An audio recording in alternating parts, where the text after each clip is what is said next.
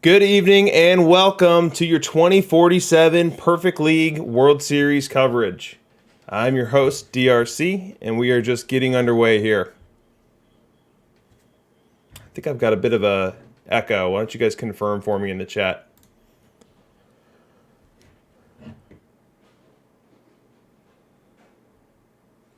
And while you're in there, why don't you say hello? It'd be great to know who's in the chat already hanging out.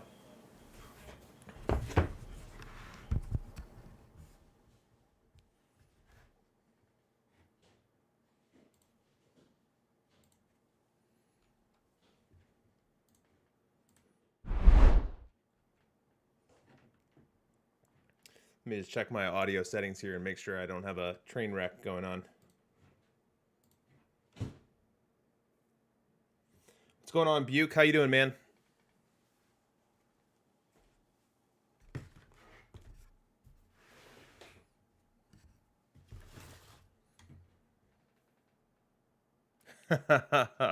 Those packs are still hanging around. Yep.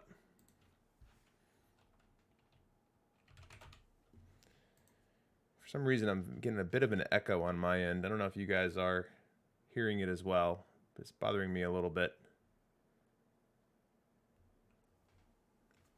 I'll just turn down my audio. And then if someone complains, I'll keep working on it.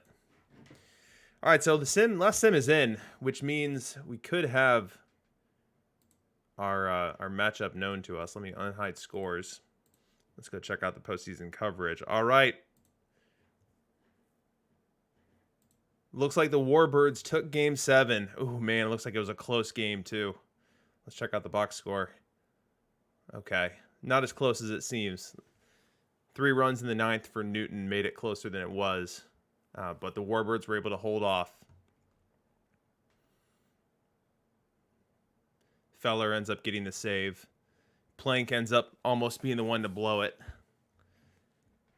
It looks like Pedro had a rough outing for San Angelo. 6 hits and 3 walks. Couldn't even get through 5. But the bullpen was able to come in and more or less hold it down. So that means for our World Series, we've got the Fair Play Cheaters and the San Angelo Warbirds. 2 very well-known teams. The Warbirds are certainly not foreign to the Perfect League World Series. I believe this is their 3rd appearance in the World Series. They've got 2 titles and are aiming for their 3rd title now. Let's check out Fair Play, which I know is Baccarat Boy.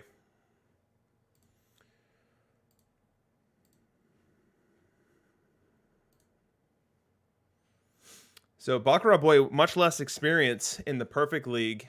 So 88 and 75 this week, which earned him the wild card berth via game 163, as he was in play for the division and ended up losing out there.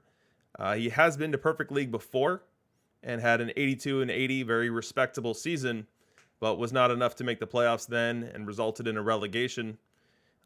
Stemming from that relegation, he put together 5 really good seasons in Diamond, but took him all 5 of those seasons to get back here to where he is now, winning that Diamond level last week to earn the opportunity to play in Perfect League this week.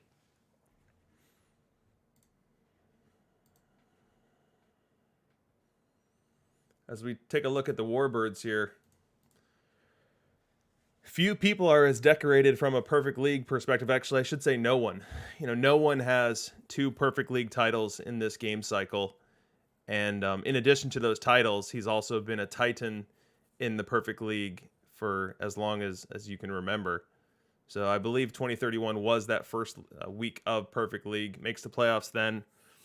Gets relegated the following week and then dominates 3 weeks in Diamond to earn his opportunity back up. Then makes the playoffs for a very impressive 8 straight seasons, only to miss it barely in 2044 with 85 wins. Goes down to Diamond, picks up 129 wins in 2045, but is unable to win the World Series. And then this week, a 98-win second-place effort, or not this week, but last week, a 98-win second-place effort that results in a berth in the Perfect League via Diamond League Championship. And then he wins 92 games this season. So if we look at where our players are here, or where they ended up, if we look by sub-league, you've got Fair Play ending up as essentially the 6th seed. And as someone was just in the Discord chatting, the wild card seeds certainly have a nice track record of picking up some hardware in the Perfect League playoffs. And then over here on the National Conference side, St. Angelo was the 3rd seed, and he did win the division. So as we wait for this first sim to come in, let's dive in a little bit on each particular team and see what we'll be looking for. So again, what's posted here is almost probably not going to be the lineups that we see used in the game, as oftentimes you see people resort to 7-day lineups or other deviations as they try to get ahead of whom they're playing against. But at least from a stock lineup perspective, MacJax brings a lineup that touts 5 lefties against right-handed pitching, and then touts 8 right-handed batters against left-handed pitching. And so as we compare that to what rotation he's likely to see, so Cy Young is obviously the anchor of this staff. Let's see if he's going to get a day off here. Yep. So this next sim won't actually be in 7 minutes. It's going to be an off day. And what that off day is going to do is it's going to give Fair Play an opportunity to get rest for Cy Young. So Cy Young, the well-known PTCS champion card, very, very rare, and arguably, and maybe not arguably, maybe debatably, the best pitching card in the game. Incredible stuff, incredible control. And these stuff numbers for a starting pitcher are pretty much unheard of. So if you're the Fair Play cheaters, you likely want Cy Young pitching as frequently and as deep into games as you can get him. So if I had to bet here, I bet we see Cy Young in game 1. One more day is going to give him full rest. And then we'll see Pedro Martinez in game 2. Now, St. Angelo is going to start with home field advantage. And I know from playing him this week that his home ballpark is neutral across the board. So it's not a ballpark that you have to tailor your lineup to, that you have to work around, not one that favors high BABIP, low BABIP, favors left side, right side, high extra base hits, low extra base hits. It's just straight up a neutral ballpark. It's a ballpark that MacJax has won 2 titles in, so he's not having to fix what isn't broken.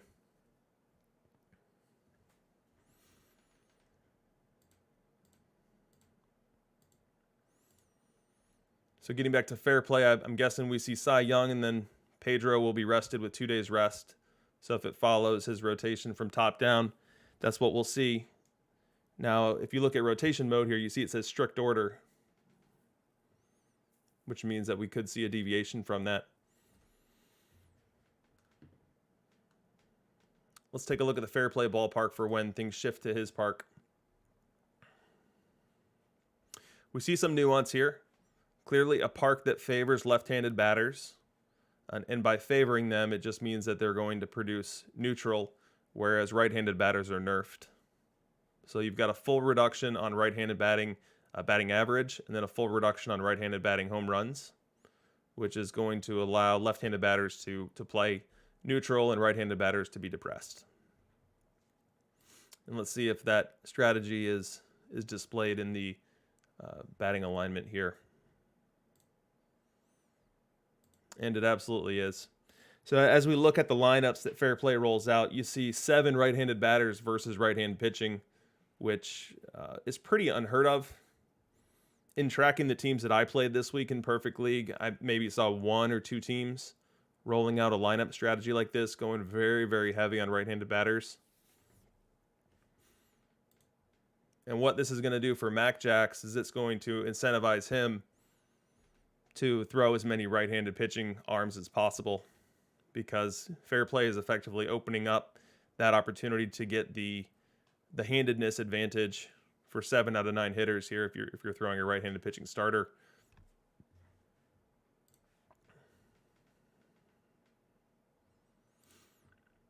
Let's take a look at San Angelo pitching. So clearly this is set up for what was Game 7 and will look very different after this next sim comes in and he has a chance to set his rotation. Now his pitchers are all extremely tired right now. But we'll have to see what this looks like after the sim, and we'll also have to see if there are some roster changes here.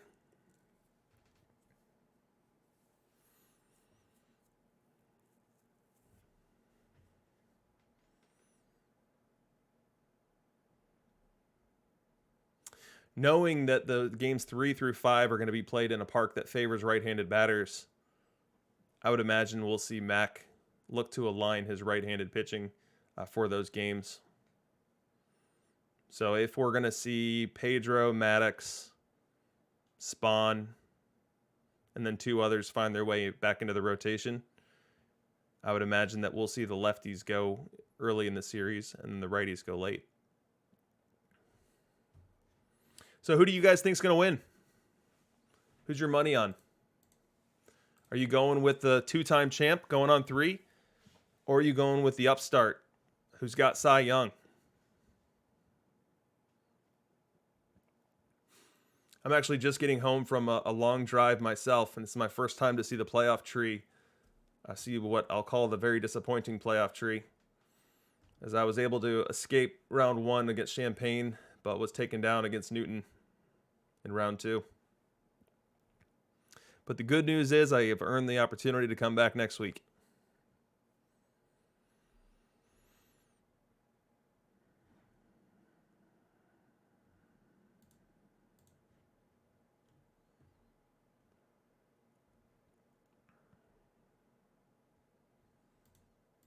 What a week.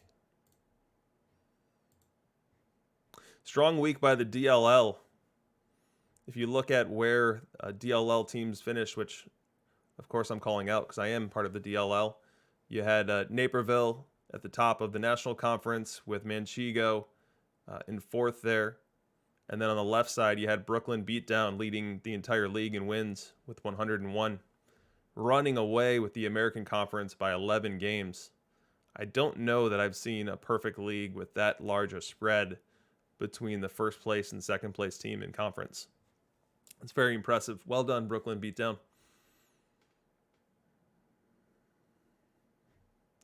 I'll give a special little call out here for Somerset. Somerset's one of those teams that's been in perfect league forever, making the playoffs every year, typically over 90 wins this week, a little short of that with 89. But a team you definitely don't want to see in your division as you wake up on Monday morning.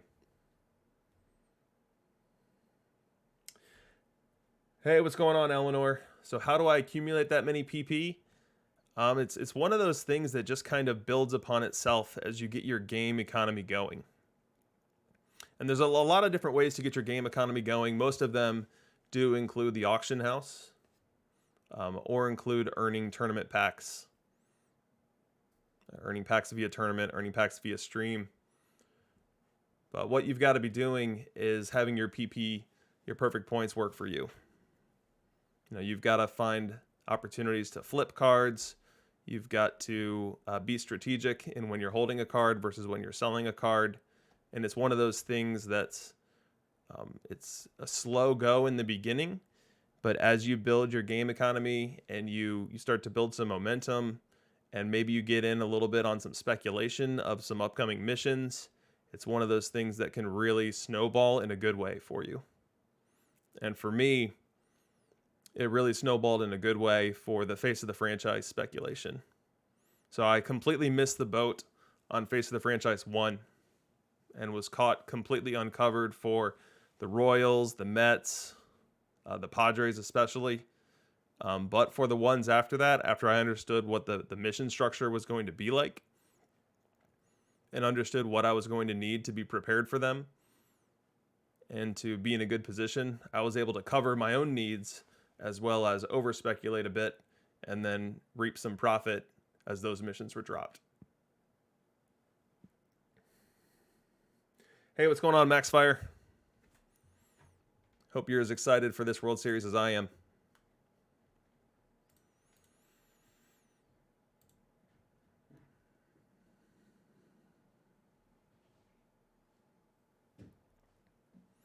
So once this sim is in, and it's in right now, we'll be able to glean some clues as to how the teams are going to be lining up. And then this upcoming sim 15 minutes from now should be game one.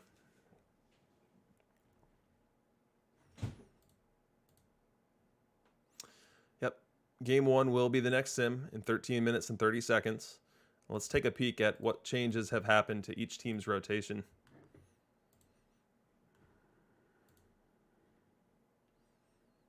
Okay. So again, this isn't a guarantee for what we're going to see in this series, but at least as far as initial configuration, you see MacJax throwing out Hubble and Pedro for games 1 and 2, which we thought that he might go with the lefty, given the park factors for games 3 through 5 at the Fair Play Park. And Maddox and Schoolboy Rowe are lining up for games 3 and 4. And then from a bullpen perspective, you see Spawn and Fernandez aligned to long relief, Satchel and lefty in middle. And this lefty here is the special edition one, tournament one. Johnson and Feller in setup, and then Hoffman at closer. Yep, MacJax is a neutral park, Max Fire, but Fair Play is not. So Fair Play's park favors the right-handed batter, which is why I anticipated Hubble to go in the neutral park versus going in the righty-favored park. And good luck in your own World Series.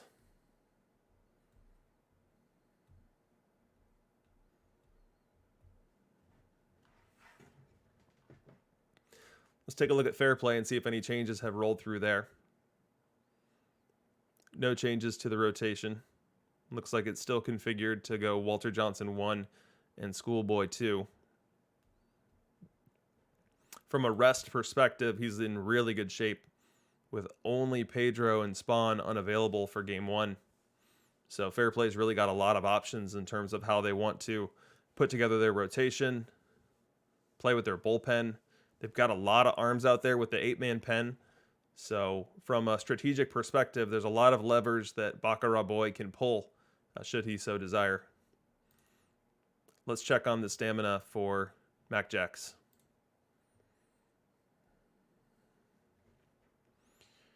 So this is a different story. So Max got Hubble ready. Hubble's going to be the starter. And then the only other two guys that are fully rested are Fernandez and Page, which having righties follow your lefty starter is typically a good look. You know, that's what you prefer because they're going to have an opportunity to face a lot of left-handed batters. Spawn, Hoffman, and lefty are all rested enough to pitch. You know, they're not yellow, but they're not full rest.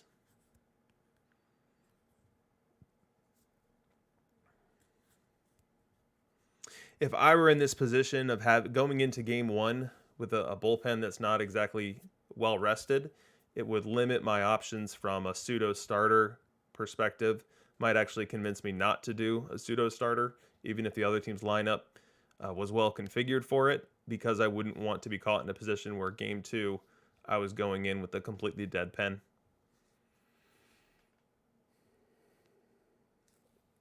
Eleanor Frisbee asks if you get the same number of perfect points for World Series at any level, and the answer is yes. You get 1,000 points for that.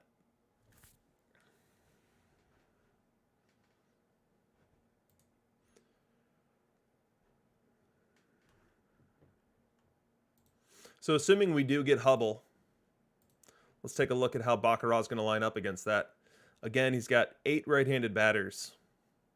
So you're going to start with Gwynn, and if you're unfamiliar with Hubble, Hubble's got reverse splits. So let's take a look at what that means.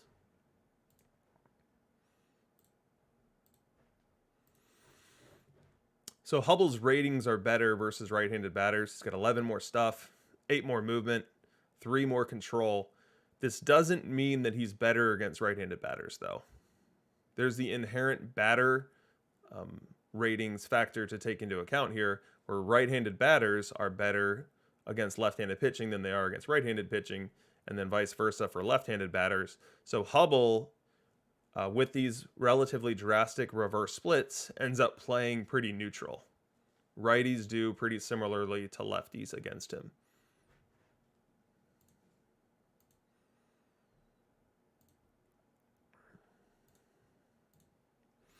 So we've got Hubble, and Hubble's going to face Gwyn to lead off, and then 8 right-handed bats, again in Mac Jack's neutral park.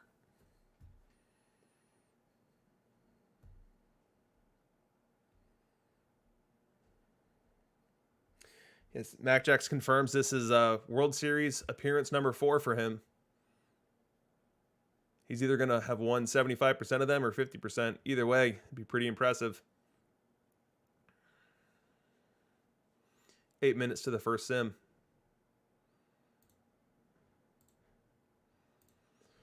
So fair play. Again, I think the only 2 choices that you'll see in game 1 are likely to be Cy Young or Walter Johnson. 2 pitchers, 2 right-handed pitchers.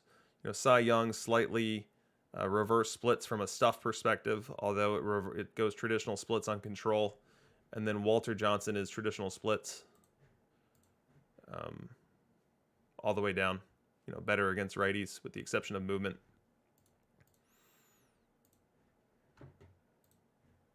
So from a lineup perspective, Mac Jacks is looking like he's going to throw 4 left-handed batters, 4 right-handed batters, and then Ozzy capping it off with the 9 spot. So pretty chalky. Avoiding being too splitty here or too platoony here to invite any sort of pseudo potential play that fair play could do. And again, fair play has an entirely rested bullpen, so every option's on the table for him. So you sometimes see someone messing with their lineup just to dissuade someone from making a play like that.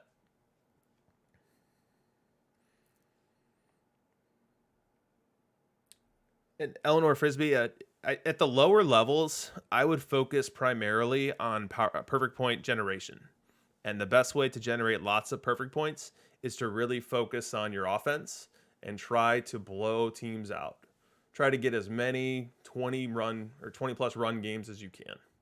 And the way you're going to do that is with a strong lineup up and down and players that can really take advantage of that level of pitching.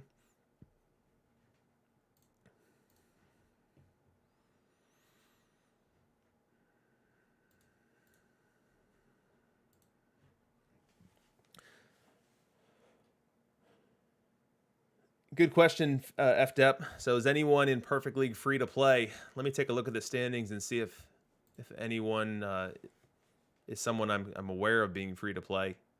I would not be surprised. There have definitely been free to play teams within the Perfect League. I don't know if I'd be able to pick one out here. I'm not familiar with one being 100% free to play. But MaxFire has had free to play teams in Perfect League before, as have others.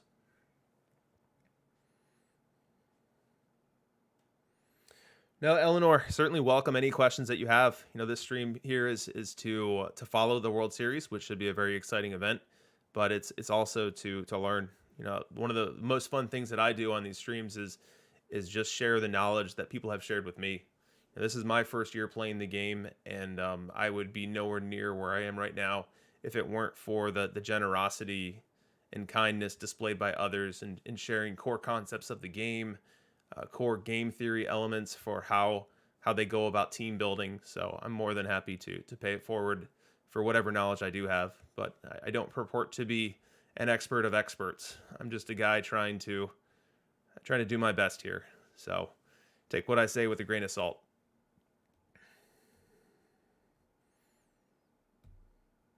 Congrats, Max. Congrats on your World Series. Is anyone else in the chat in the World Series right now or close to it? I would imagine by now all World Series are underway. It's just a matter of how deep into them they are. I'll be very curious to see how many of my DLL brethren head up to Perfect League next week. I know this week they dispersed and went random. So it'll be curious to see of that experiment how many teams were able to get through that maze.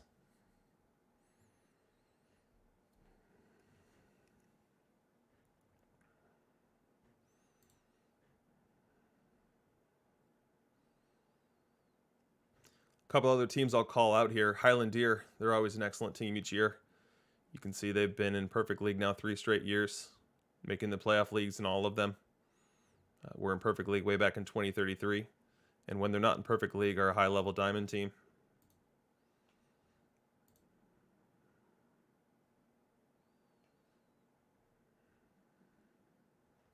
Antarctica, I think they've made the playoffs just about every year in Perfect League that they could. Look at this. Look at that string of success. 90-plus wins in all but 2 leagues or 2 weeks within Perfect League, including a 107-win season in 2041. Very, very impressive here. And don't forget about the Perfect League Championship in 2036. Oftentimes you see the Perfect League champion have that hangover the following week. And Antarctica was nothing like that. 102 wins following their championship season.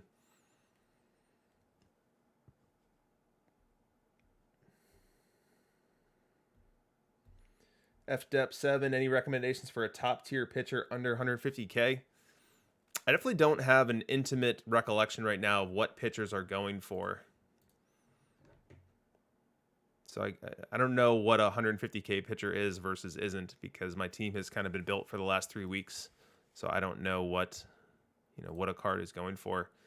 Seaver at 160, that's certainly not a bad card. What's Walter going for? Wow, 559.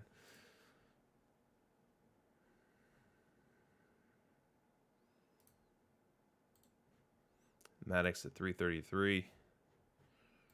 Let's find a good one for you. So far, that Seaver is one that I'd recommend.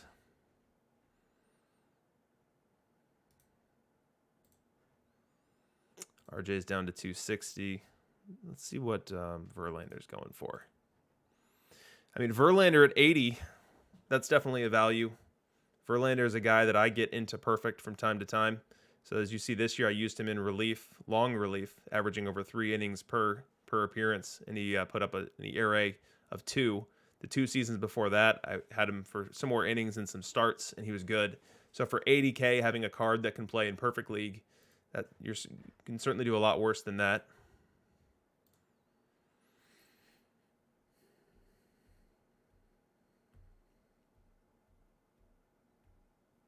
Yeah, price for 150 is great. Spawn for 150 is great. Plank is good. I feel like you have to protect Plank a little bit more than you have to protect the other guys. Plank can have dud seasons, as you can see on my Plank here. This year he was top notch for me. Excellent 3.15 ERA.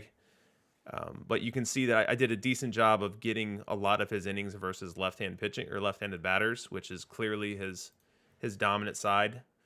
He's going to destroy lefties, and he's going to struggle to find the strike zone against righties and also give up some homers. So Plank is a little bit more volatile in my personal experience.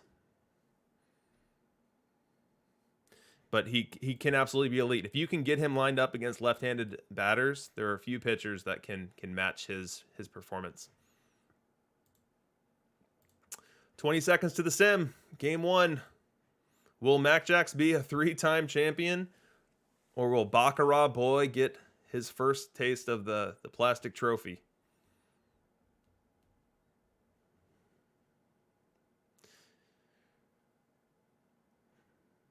Man, this is brutal. I'm just noticing how this box score went. Give up 2 in the 8th and 2 in the 9th to lose the series.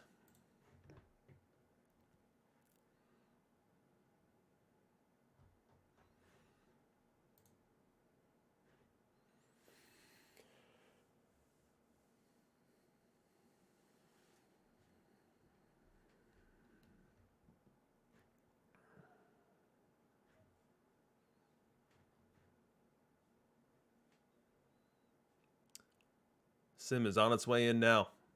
So this will be the first time that I've had an opportunity to show off the simulation engine with my new computer. My old computer couldn't handle it, and so I would drop frames like crazy, and I don't know that the audio is any good. So I'm going to have to lean on you guys to let me know if it's working well. Oh, actually, you know what? Let me go hide scores so I don't ruin the suspense here.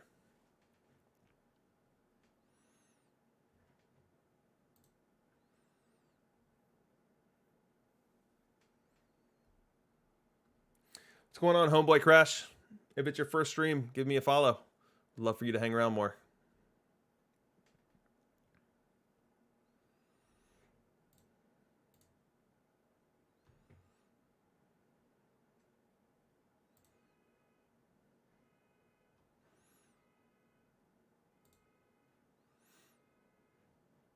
How do I see highlights of a game that's not my own? I guess I've never done that before.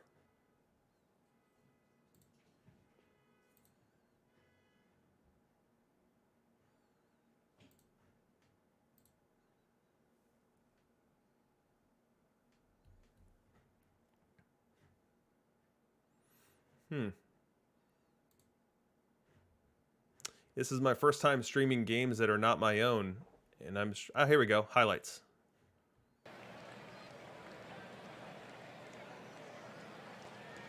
All right, let's see how it goes down here. Let me check my audio and make sure you guys are even getting it.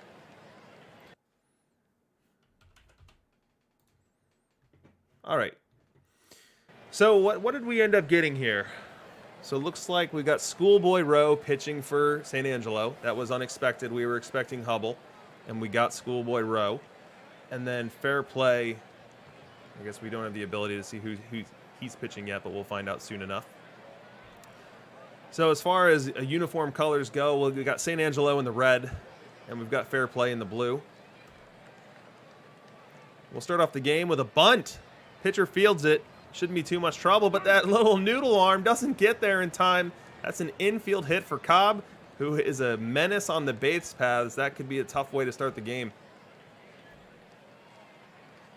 So Cobb on first, Jackie now to the dish. Schoolboy deals, and that ball's hit down the right field line. It's going to drop for a base hit. Cobb all the way around second, heading to third. He's going to get there standing up, and San Angelo in trouble early. Tony Gwynn to the plate now. 2 on, nobody out. Not exactly how San Angelo wanted to start the series. Let's see what Tony's got up his sleeve. There's the pitch. Grounded to first. To second one. He'll hold the throw there, but we've got a run on the board. So Fair Play takes the early lead in the series. Top of the first. As we go to the bottom, we do see that Cy Young was the pitching choice for Fair Play. We've got 2 outs in that bottom of the first.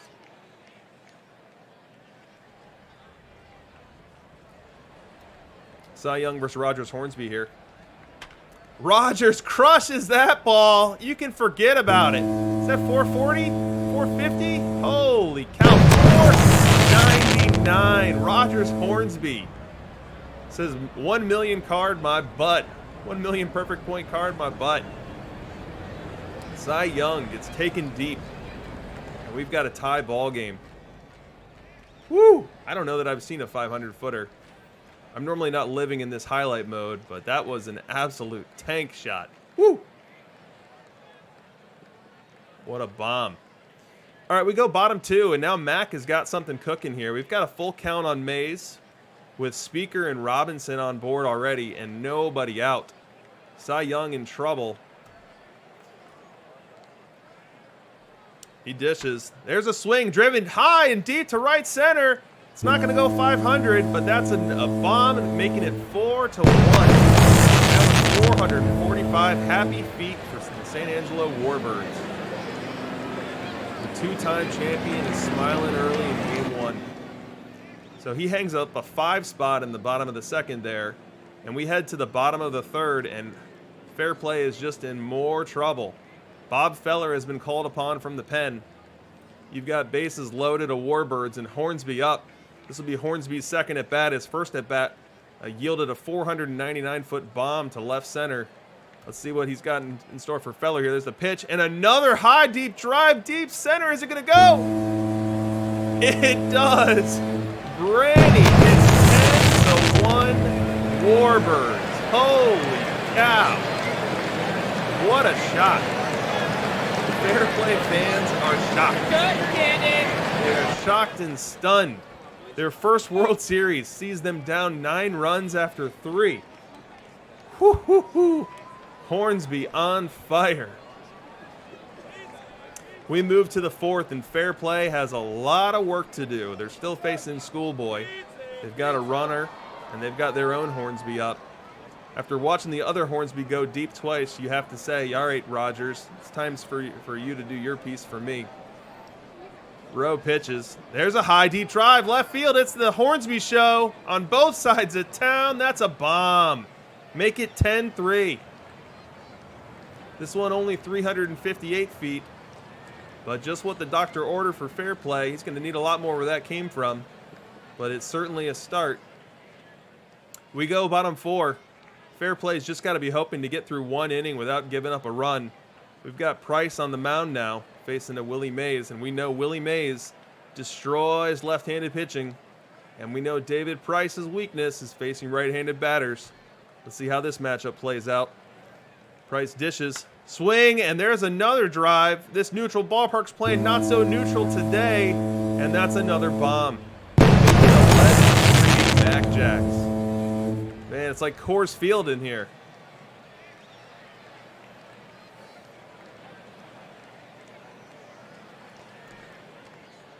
(11-3). We go top 5. Fair play is trying to mount a comeback here.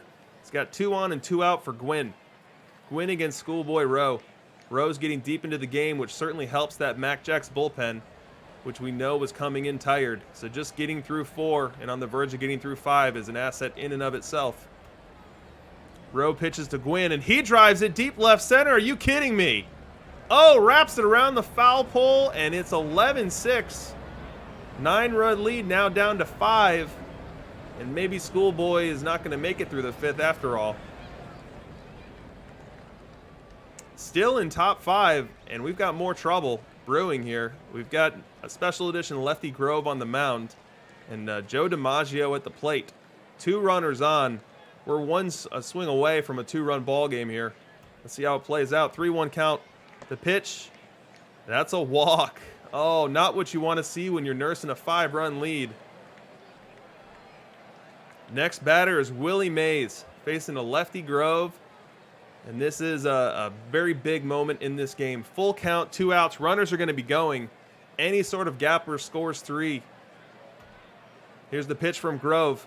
Swing and a miss. Huge strikeout for Mac Jacks. Crisis averted. Still had the lead cut to 5, though. A lot of zeros throw up on the board, so we fast forward to the top of the 8th. And we've got Grove versus DiMaggio again. This is a very long relief appearance by Grove, again helping that Mac Jacks bullpen out. Grove to DiMaggio. The pitch. There's a high, deep drive. Way back left field. Gone. Unbelievable the amount of home runs we're seeing today. It appears to be the soup du jour. And we've got an 11-7 ball game. Still 6 more outs to get here. This game is not over by any stretch. Here we are now, top of the 9th. Fair play is going to need to really get a lot going here. They need 4 runs to tie. They're starting off the inning with a good matchup here. Jose Fernandez does struggle against lefties, and Ty Cobb is one of the best lefties that there is. Pitch from Fernandez to Cobb, and he drives it deep right. Why not? Why not another dinger? 404 happy feet, and now we've got a save opportunity. Hoffman into the game. 2 outs. Ripken up. Grounder to short. This should do it. Ozzie across. Ball game. Mac Jacks comes away with a 1-0 series lead. It appeared as if there weren't that many arms touching the mound, which was exactly what he needed. Let's check the box.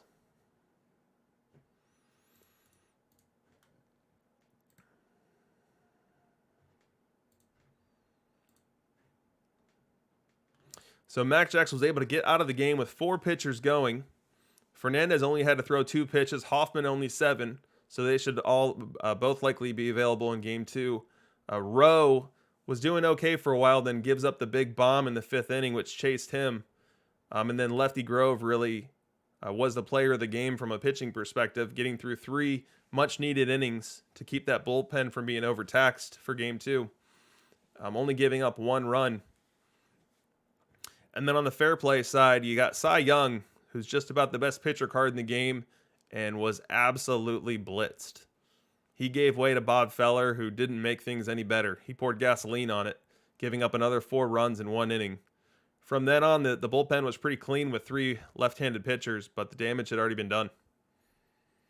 So many dingers.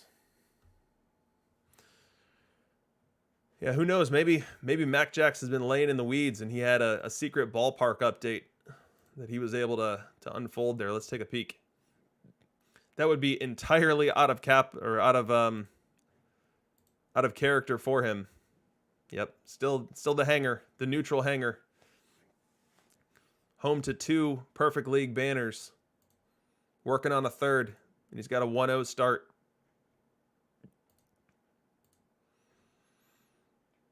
So looking ahead to Game 2, the announced starting pitchers are Pedro and Christy Mathewson. San Angelo fooled us with the listed Hubble in Game 1, so I don't know how far to trust this Mathewson posted starter for Game 2, but we'll see what we get.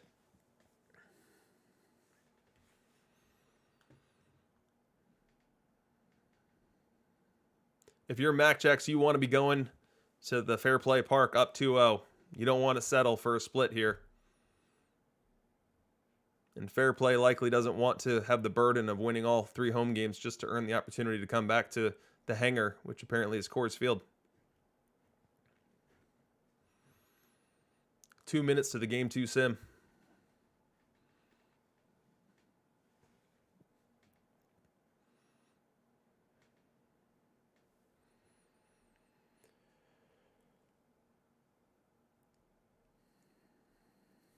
What a bomb. Man, Rogers Hornsby was on fire. How many Hornsby's bombs did we get? We saw 3 of them. Was that all of them?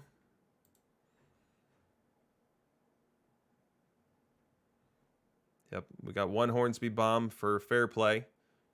His 7th of the postseason, apparently. And then we got 2 Hornsby bombs for San Angelo, his 2nd and 3rd of the postseason. In looking at who's been hot in the postseason, you can see Hornsby, absolutely a monster playoff with 7 dingers, but Willie Mays, no slouch with 6. And then on MacJack's side, Ty Cobb apparently has been leading off a lot of games with bombs. 5 homers from the leadoff spot. Connor's been driving in runs, but been doing so with a 188 average.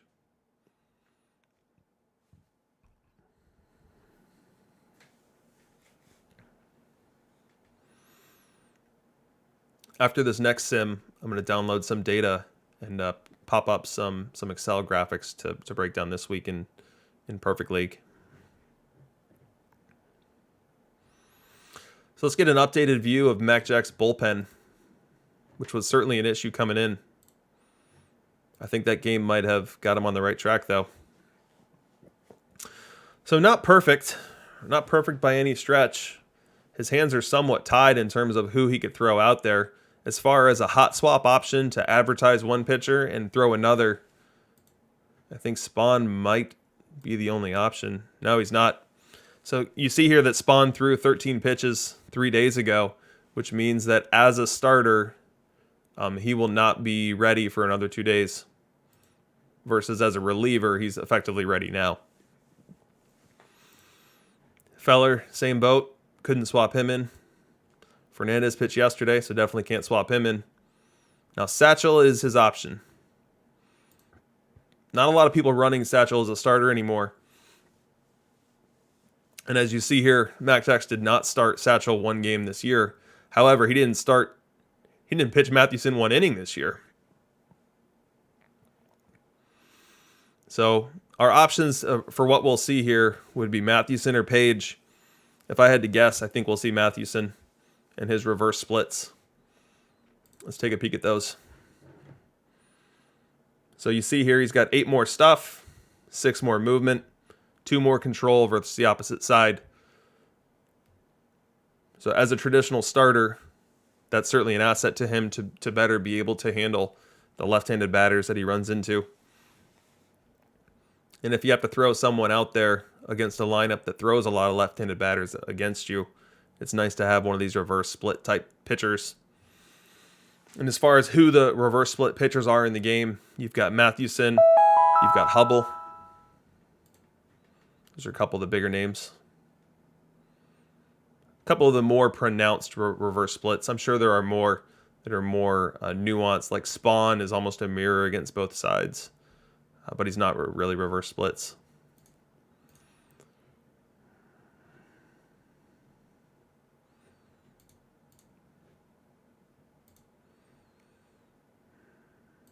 All right, let's check out game 2.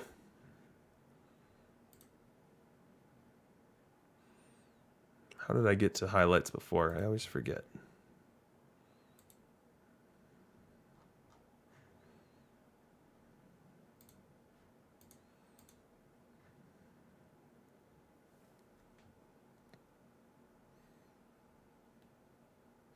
Scores and go back a day. Thanks, Dish. Ah, that's what I want. I keep blowing the secret here. All right, let's see how game 2 went. All right, so we do get Mathewson. We knew it had to be Mathewson or Page, and we do get Mathewson. I wouldn't expect him to be pitch counted or pseudoed here, but we'll see how the game goes. And from a lineup perspective, Fair Play's got 7 right-handed batters. So this is not the ideal setup for Mac Jacks. You know, if you're throwing out Mathewson, it's typically to counter someone with a lot of left-handed batters.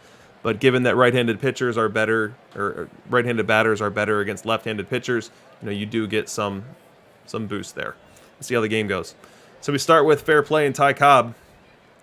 The pitch, another leadoff bunt. Is he going to beat this one out? Another noodle throw, and he does it. Cobb started off game 1 with a bunt hit and does the exact same in game 2. So that brings up Jackie, who's got the flame emoji. He's been doing some damage here in the playoffs. Let's see if he can get some magic going in the top of the first. And there's a high, deep drive, deep left center. Bomb! My goodness. How many home runs are we going to see in this series? At least one more. 449 feet. And Fair Play has again taken the early lead. So we go bottom 2 now. First chance to see Mac Jack's lineup. He's got Tris Speaker at the plate with 1 out. 3-1 count. Jackie on first base. Johnson dishes. That's a walk. Walter Johnson not known for his control problems, but he goes ahead and puts the tying run on first. Up comes Willie Mays. Decent matchup for Johnson here. Right v right, but you see the 3-0 count. Could this be another walk? It's exactly what it is. The Fair Play faithful have got to be wondering what's going on here. 2 games with 2 early leads, and now early on not being able to hang up zeros. So this is an excellent matchup here for Fair Play. You've got Johnny Bench, who's not much of a hitter, and an even worse hitter against right-handed pitching. So you have to hope that you can induce a double play ball here to get out of this trouble. It's a 1-0 count with 1 out. Johnson dishes. Swing. It's a little blooper in foul territory. Playable. It's going to be 2 outs. The bases will remain loaded for Ozzie. And here is Ozzie. Ozzie a little bit better against right-handed pitching, but still not much of a hitter. Seems to overperform his ratings, though. Here's the pitch, and it's a blooper left. I think that's going to be playable, and that's going to get him out of the jam. So San Angelo threatens in the bottom of the second, comes up with nothing, was at the bottom of the order, and didn't get great matchups there. Perhaps Fair Play's Walter Johnson had a high pitch around rating, or the team had a high pitch around rating. You know, pitching around Mays to get to a favorable matchup with Bench and Smith might have been a decent play there. So let's fast forward to the bottom of the third, 1 out. We've got trouble on third base in the form of Ty Cobb. Rogers Hornsby, known for hitting 3 bombs in game 1 between the 2 sides at the plate, and a 2-out count against Walter Johnson. Johnson pitches. There's a high, deep drive center. It's caught. The throw to the plate's not going to be in time, though. It's going to be 2-1, and Mac Jacks cuts the lead right in half.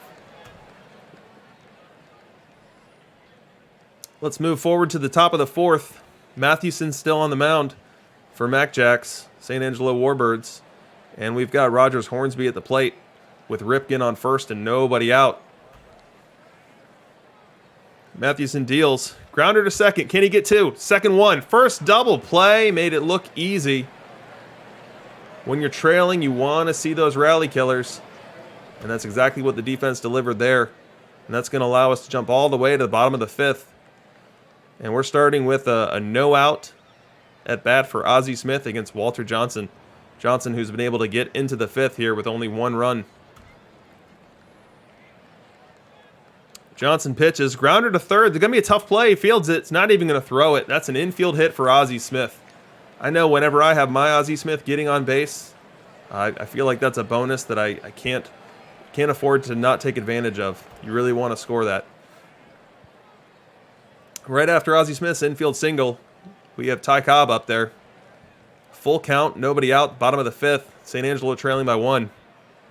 There's the pitch. Driven down the right field line. That's going to go all the way into the corner. Ozzie around second, heading to third. Cobb heading to second. I can't see if the runner's going to try to score here. I need to change my camera settings. This is just brutal. But we end up with a stand-up triple for Ty Cobb and a tie ball game.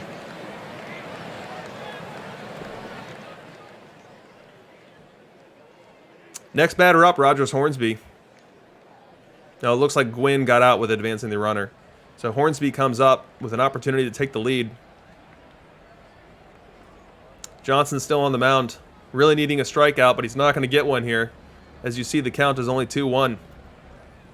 Johnson delivers. Grounder up the middle. Runner does not attempt to score. Throw to first. Got him. 2 out in the inning. Fair play really needs to escape this one. Got Connor at the plate here. This is probably where the pitch around comes into play. You'd rather pitch around Connor and get that righty-righty advantage versus Jackie than face a Roger Connor that has a very high ability to hit right-handed pitching. Let's see if that's what happens. The pitch, and that's a walk, a 4-pitch walk.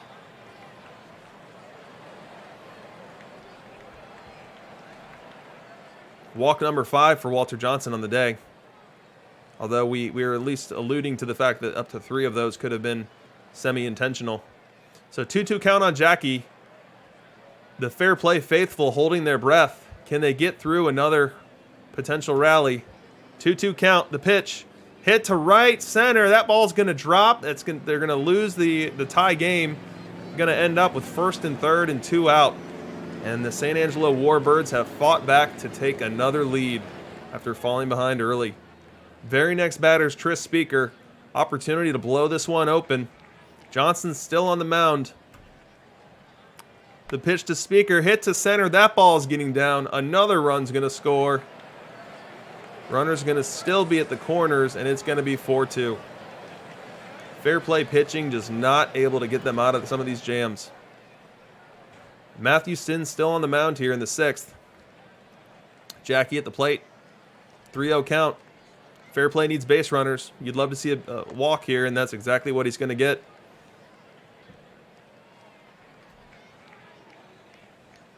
Tony Gwynn, next batter up. 0-1 count. Hit to right center. Playable. Runner tags. He'll not attempt it. 1 out here in the top of the 6th. No more trouble that inning. But move us to the top of the 7th here. We still have Mathewson on the mound. I don't think I have the ability to see pitch count. And Hornsby at the plate for the fair play cheaters. Mathewson delivers. That's ball 4. Don't love to see those lead-off walks late in games. DiMaggio, next batter up. This is a pretty good matchup for DiMaggio, who has better than average backup card ratings versus right-hand pitching. And we know that Mathewson has much better ratings versus left-hand batting. Good opportunity for the fair play cheaters here. 3-2 count, the pitch. Hit up the middle, that's going to get through. Runner's going to try for third, and he's going to make it. Runners at the corners, and nobody out. And now Mathewson versus Mays. Starting to get deep in the game, and Mathewson getting into trouble. This is when you got to start looking at when the Warbirds are going to replace him. Mathewson to Mays. Fly ball deep center, playable. This will score the run. Excellent catch out in center. So you're going to end up with a 1-run game and 1 out and a man on first. And that's where we are now as Ivan Rodriguez steps into the batter's box. Ivan rocking the snowflake emoji. Not what you want to see from one of your own hitters. Mathewson deals. Drive to center, playable. grabs it, throws it in. 2 out. And now Yount. Last opportunity for them to capitalize on the rally. It appears DiMaggio took second via pass ball or stolen base. And Yount versus Mathewson, the pitch. Grounder to third. Fielded. Long throw. He's got him. End of the rally. We go bottom 7 with the Warbirds up 4-3. Nothing doing in the bottom of the 7th for the Warbirds, so we go top 8. Feller versus Cobb. This is a horrible matchup for Feller, a pitcher who really struggles against left-handed pitching, specifically with keeping them off base and in the ballpark. Let's see how it plays out for Cobb. 3-2 count. The pitch. He checks his swing. The third base umpire says that he went. That's going to be a leadoff walk, which is absolutely crucial there. If you walk Cobb there, nothing but trouble. Now Feller facing Gwynn with 2 outs. Again, you don't want Feller facing many left-handed batters, and this will be the third excellent left-handed batter Feller has to face in this particular game. Let's see what Gwynn does with a 3-1 count. The pitch, and he walked him. He walks him to get to Ripken. And Ripken will bat. A much better matchup here for Feller. Let's see if he can get out of the trouble. Pickoff throw to first. Exciting, but uneventful.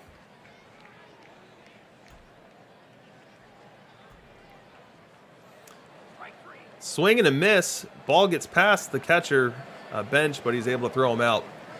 And that will end the trouble here in the 7th inning. We go top 9. And it's put up or shut up time for fair play. You start the inning with Rogers Hornsby. On for the Warbirds is Hoffman, their closer. 3-1 count on Hornsby. 3 homers so far in the series between the two teams. And the pitch. High deep drive left field. Will the park hold it? It will. Holy cow. Inches from tying the game in the 9th. Unbelievable. Every bar in Fair Play City just had everyone on their feet, only to be crushed as that ball ends up in the glove of Tris Speaker. Whew. Hoffman breathes a sigh of relief. He can't breathe a sigh of relief for too long because Joe DiMaggio is coming to the plate right now. Here's the pitch. That's going to be strike 3 looking. And Fair Play is down to their last out to avoid being down 0-2 in the series. And it's in the form of Willie Mays. 2-1 count on him. This ball is going to be put in play, and if you're a Fair Play fan, you want to hit in grass somewhere or ending up in the seats. The pitch. Grounder to short. Scooped by Ozzie. Throw to first. And the San Angelo Warbirds are up 2-0 in the series, seeking their 3rd Perfect League championship. And we're 3 seconds from our off-day sim. So let's play with some Excel data. What a game. I thought Hornsby was taking that one deep. If I hadn't peeked the final score ahead of time, I would have thought it was gone.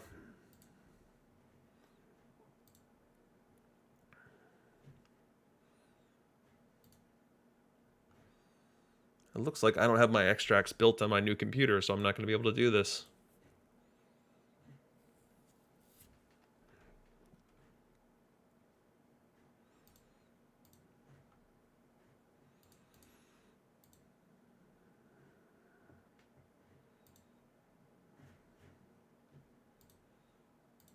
What a game, too. Unbelievable.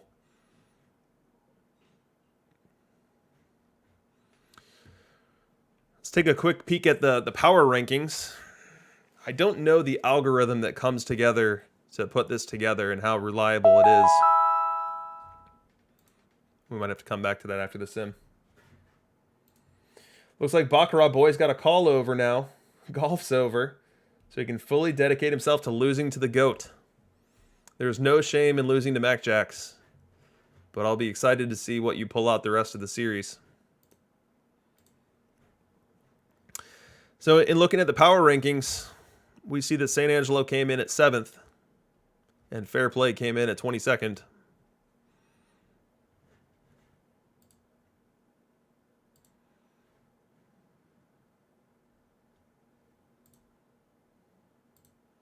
See if they played each other in this season. I'm not sure if they did or didn't. Fair Play. Looks like no. Which isn't too surprising given that they're in opposite leagues.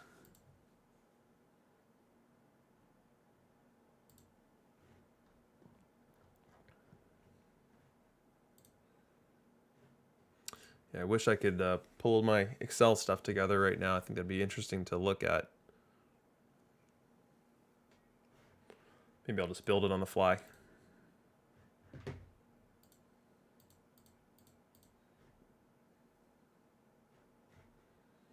What's going on, Flip Dog? Welcome to the stream. We're 13 minutes away from Game 3.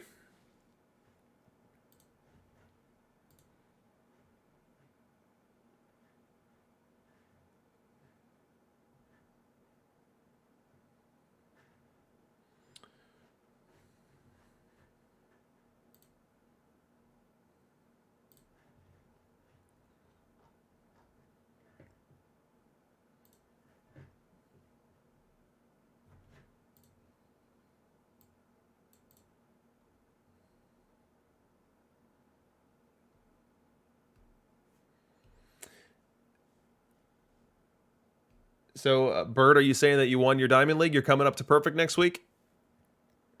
If so, that's very exciting. I'm sad that we'll be losing DishNet. DishNet was up here this week. Where's my buddy Dish? Right here. Las Vegas Gamblers. So Dish was able to pick up 68 wins this week in what was his second taste in Perfect League. He'll head back down to Diamond for what is likely to be a 100+ win season.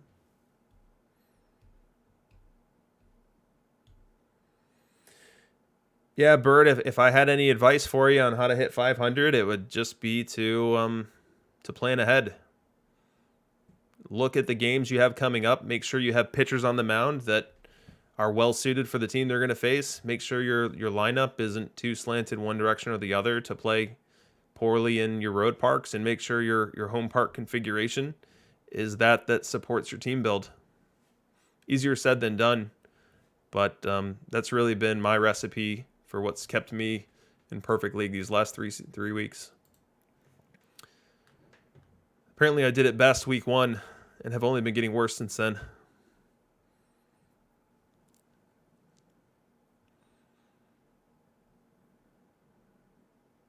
Yeah, my process has me, before the Sims start for a given day, I'll take a look at the entire calendar, and I'll actually use pen and paper. I'm sure it'd be smarter to do this digitally and put it in a spreadsheet or something, but I'll use pen and paper and write down all the teams I'm playing, whether I'm home or away, and then I will profile the team that I'm playing's ballpark if it's a road game, and I'll profile the lineup of that team, whether it's a home game or a road game. And the things that I'm looking for in those lineups are how many right-handed batters do they pit, or do they start against right-hand pitching, and how many left-handed batters do they start against left-handed pitching. And so let's say you run into a team that starts 9 right-handed batters against left-handed starters. That's not the team you want to throw David Price out against, because you completely lose what is the special part of David Price by having his strong side. So if you really wanted Price to pitch that game, you need to open with a right-handed batter to get a lineup that's going to be a whole lot more favorable for Price to pitch through, or you just pitch someone else.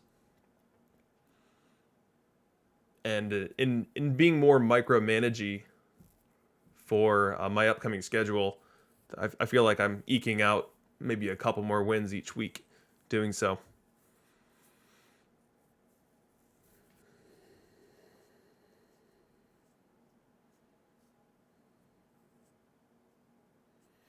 Yeah, what's going on, Stitch?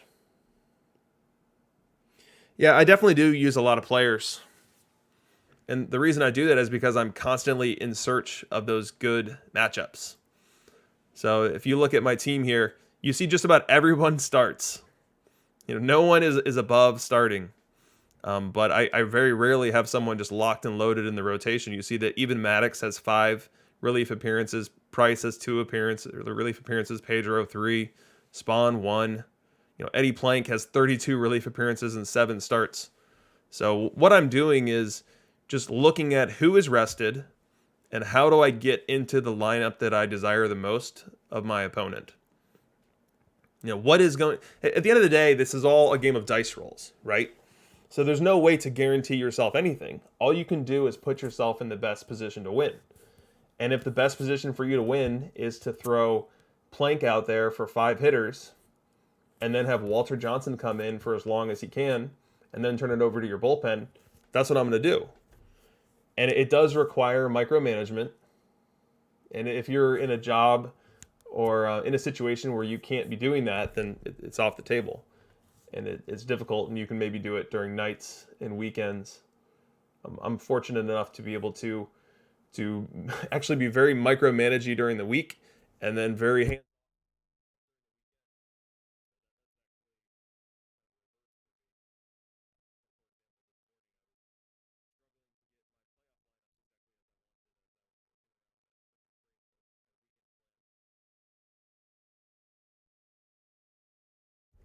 Oh, just hit the mic button or the mute button. Sorry about that.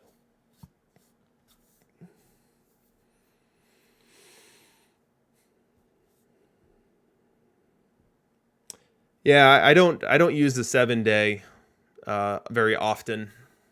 I feel like I screw myself up using that more often than doing well with it. However, I know that many top players swear by it, so it's probably just a situation where I don't have enough experience with it, and I'm not good with it yet. So it's working against me as opposed to working for me.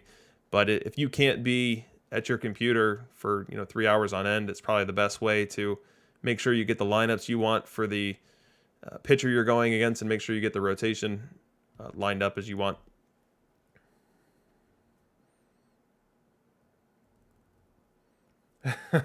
We need a professional in here. Yeah. Maybe what it was I was censoring all of my secret sauce. So the moment it went into my proprietary knowledge that is the basis from which I succeed, my mic just turned off automatically to protect me from myself.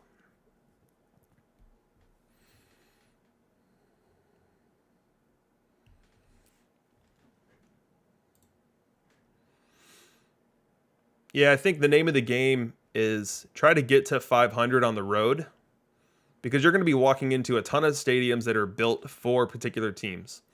When someone's in perfectly, they know what they're doing, and they're going to employ a strategy that is favorable to them at home. And then there's whatever the native out of the park home field advantage is, which you have to work around. But try to get to 500 on the road and then really try to dominate at home. And the way that I try to dominate at home is with my extreme park factors.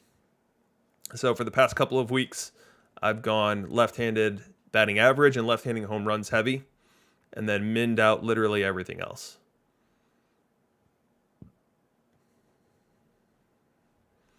And when you have so much minned out like this, you don't get the most impressive hitting numbers. My Gwynn didn't even get to 800 OPS.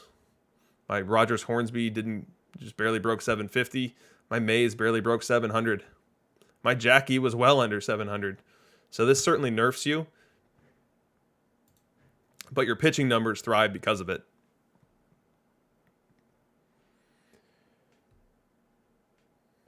I don't think that Ozzy's required to play short. He certainly helps you. And I think that Ozzy versus Wright is better than Pop versus Wright, personally.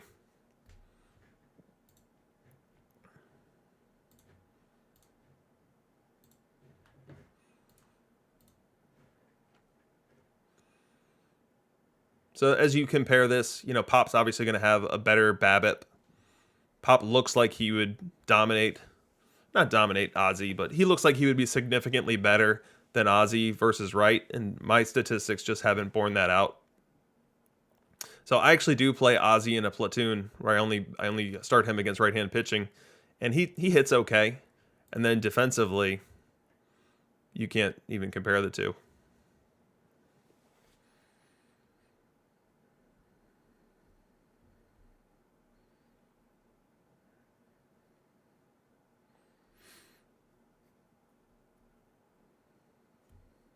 Yeah, Max. If I try to pitch all my left-handed pitching at home if I can.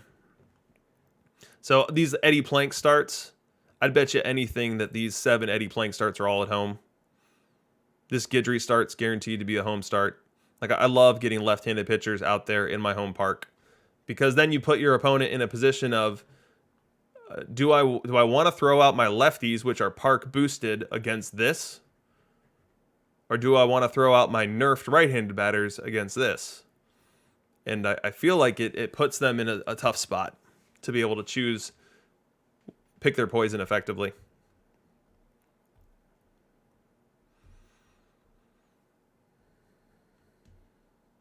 Oh, okay. And so that question of whether I run my lefty batters versus left-hand pitching or right-hand batters is more player specific. So someone like a Roger Connor, and again, I wish I had my spreadsheet on here so I could show you guys, but Roger Connor, despite what you see this year, is actually semi-respectable versus left-hand pitching. So he's someone that I will run out against left-handers that aren't so dominant. So maybe give some examples would be the best way to do it. Like Warren Spahn. Spahn is very good against lefties, but he's not quite as dominant as, say, an Eddie Plank. So if I was facing Eddie Plank, I would not throw Connor. If I was facing Warren Spahn, I would throw Connor at home. And the same argument can be made for Price. Like I'm not going to throw out my lefties against Price. I'll try to throw out righties and just hope even in a nerfed park they'll be able to get to him.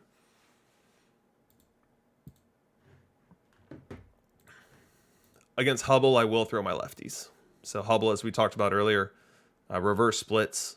And so in my park where left-handed batters are juiced and you have Hubble struggling against left-handed batters some, I will throw my lefties.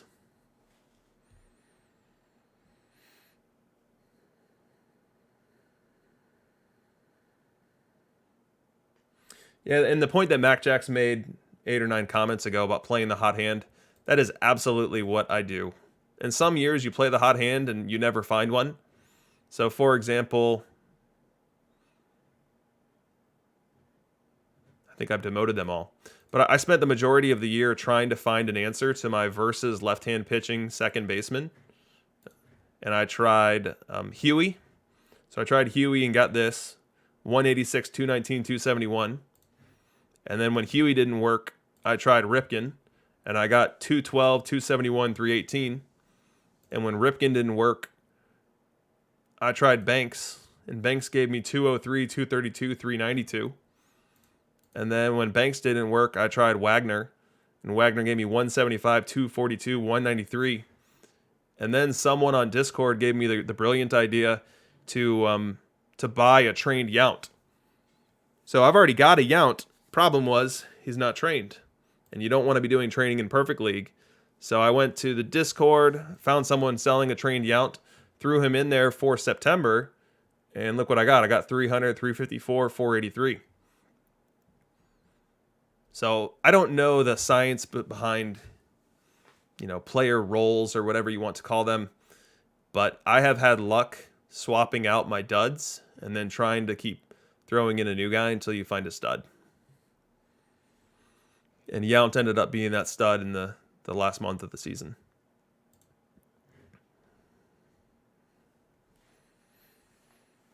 Yeah, good point, Bird. Once you're out of the Perfect League, then you should absolutely transition into training mode because you need to be as prepared as you can to get back to Perfect.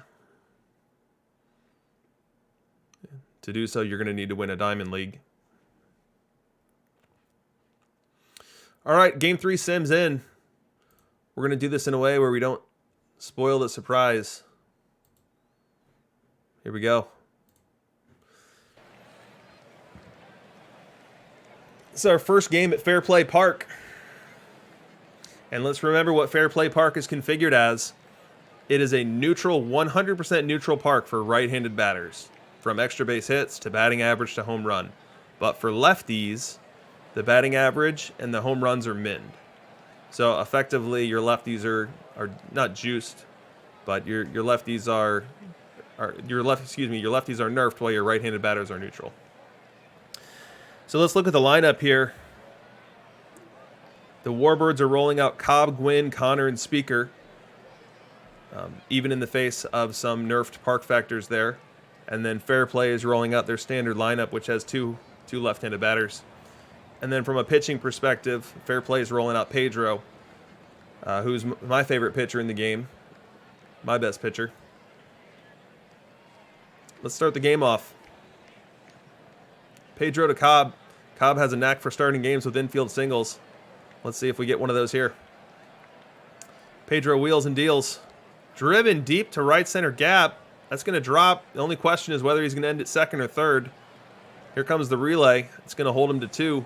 That's a leadoff double for Cobb. We've seen the visiting team score in both of the first 2 games of this series.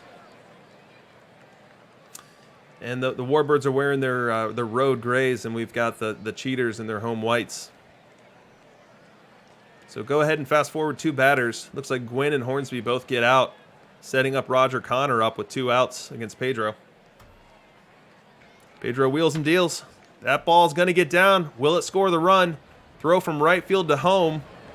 Cameraman can't keep his eyes straight here, and that's going to score. 1-0 Warbirds, grabbing the early lead. Stay in the top of the first here. We've got Jackie now up against Pedro. Good matchup for Pedro here. Pedro pitches, hit to center. That one's going to go to the gap. Odd angle taken by Willie Mays there. Looks like that's going to score a run as Jackie ends up at third. And it's 2-0 Warbirds. If there's been one hallmark of the series, it's been early runs for the visiting team. And the Warbirds have 2 here. Fast forward to top 3. Man on second, 2 out for Roger Connor, still facing Pedro. Pedro delivers. Hit to center. That's going to get down.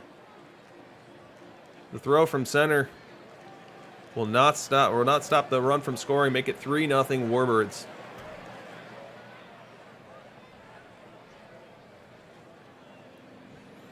We move to the bottom of the third now. Time for Fair Play to punch back. To do so, they've got Jackie on second and Gwynn at the plate facing Warbirds Pedro. Pedro delivers. Driven deep center field. That's off the top of the wall. It's going to score a run. Gwynn is circling the bases as the center fielder decides not to play it. And he's going to end up with a stand-up triple and a 3-1 ball game. The Fair Play faithful going nuts. We're sticking in the bottom of the third now. With 1 out, we've got Hornsby at the plate. Ripken has gotten to first base. And Pedro's in a little bit of trouble here. From a matchup perspective, Hornsby definitely weaker versus the same side. But still an excellent hitter. It's a big moment in this ballgame. Pedro pitches. And that's going to be strike 3 called for Hornsby. 2 out and a big strikeout for Pedro. Next batter up is Joe DiMaggio. A hitter that can hit righties fairly well. Definitely avoids the strikeouts against them. He's got an 0-1 count against Pedro. Pickoff throw, just for fun. No play. Let's do it again. Can we go for 3? Nope, it's coming to the plate this time, and DiMaggio is swinging through it. That's going to end the inning.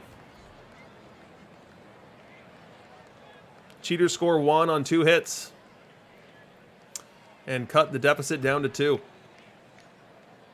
Bottom 5 now. Pedro still pitching. He's going to start off with Ty Cobb here. The Cheaters would love to get the leadoff guy on and get a full count. The pitch. That's a leadoff walk, not what you want to do if you're the Warbirds, which is going to bring up a fired Jackie Robinson. And here he is now. Full count on him. The pitch. Grounder to second. Second for 1. Won't make the throw to first. They get the lead runner, though, and a runner that's problem on the base paths in Cobb.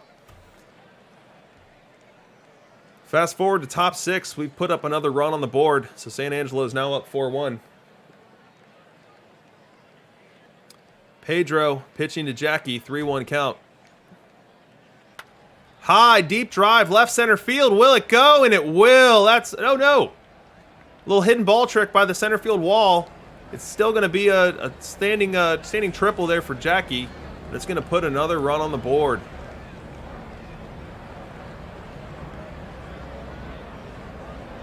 Make it 5-1 Warbirds. Jackie ends up coming around to score, and it's now 6-1. The Fair Play faithful really need to see a little rally here. They are dangerously close to falling down 3-0 in the series. Red roughing on to pitch. On the pitch for Fair Play. San Angelo at the plate. Full count, 1 out. High deep drive left center. Will the ballpark hold it? It will not. Make it 7-1 Warbirds.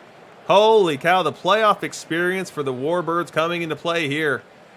Fair Play faithful are shocked. This homecoming has been not what they expected, but the bottom of the 6th could give them a shot in the arm. Ivan Rodriguez at the plate versus Feller. Just a horrible matchup here for Fair Play. Ivan Rodriguez not known as a hitter. Definitely weaker against right-hand pitching, and Feller just an absolute stuff machine. If you're the cheaters, you're hoping to just avoid the double play here with this. Feller pitches. Grounder to short. Across the diamond, and Ivan beats it out. That's an infield single. Next hitter, Robin Yount. Against Feller, not the best matchup in the world. But if you're Fair Play, you just need anything now.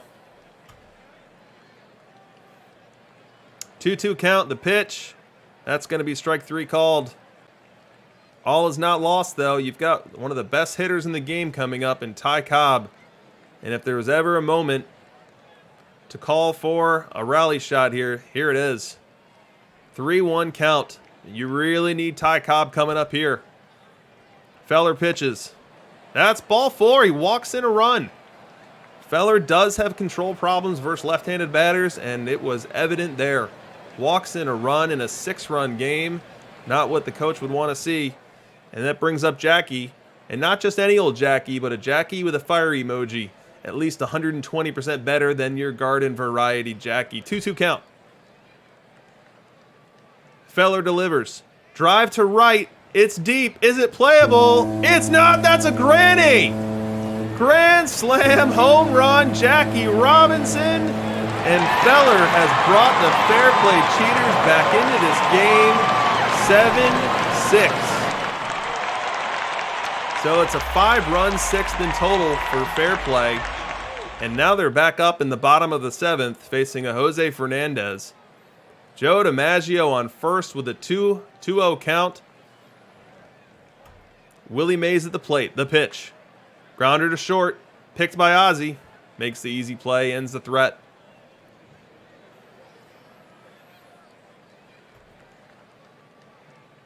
We go to the bottom of the 8th. San Angelo not getting many offensive highlights right now. We are just going from Fair Play highlight to Fair Play highlight. And let's see what Ivan Rodriguez has up his sleeve here. If you'll remember, Ivan coaxed that infield single against Feller, which set up the bomb, which was an absolute clutch play then. Let's see what he has to do here in the bottom of the 8th. Fernandez to Irod. The pitch. Swing and a miss, strike 3. Fernandez is definitely a very tough matchup for Rodriguez there. The outcome not at all surprising. But here we bring up Ty Cobb. And Fernandez's control metrics very closely resemble Feller's. So this is not a great fit here. But let's see what Cobb has in mind. 1-2 count. That's going to be strike 3 called. And Fernandez gets out of the trouble. We move to the bottom of the 9th. Hoffman in as the closer. Hoffman's going to be going through a Fire Jackie, who has a granny earlier in this game. Tony Gwynn and then Ripken. Hoffman to Jackie, full count.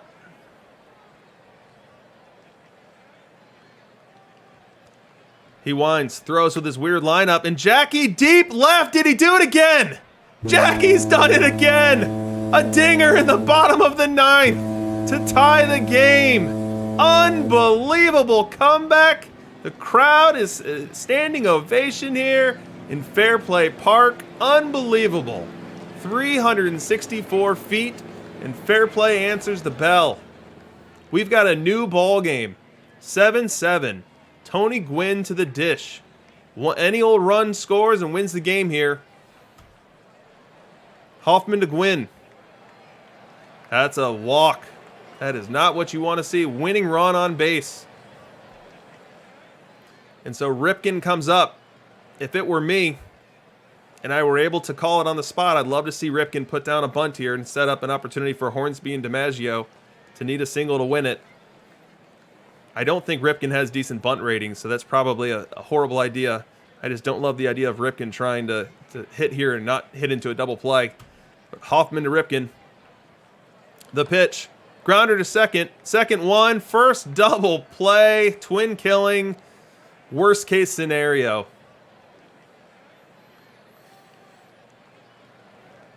Worst case scenario there. Your leadoff runner or your runner on first with nobody out is erased. But Hornsby comes up. You're still one swing away from a Game 3 victory. Hoffman to Hornsby. 1-2 count. The pitch. Strike 3 called, and that's going to send us to extra innings. Top 10 now. We've got Randy Johnson in versus Hank Aaron. Not a great matchup here for Johnson as his control has continued to decay season over season. Let's see if he walks the leadoff batter. Nope. Swing. Could be an infield hit. Nope. Pitcher makes the play. That's it. Nope. Still top 10, excuse me. We got Ricky Henderson up. Hoffman on the mound. You want to keep him off base paths here. Ooh, a little dinker. It's going to be tough to throw him out.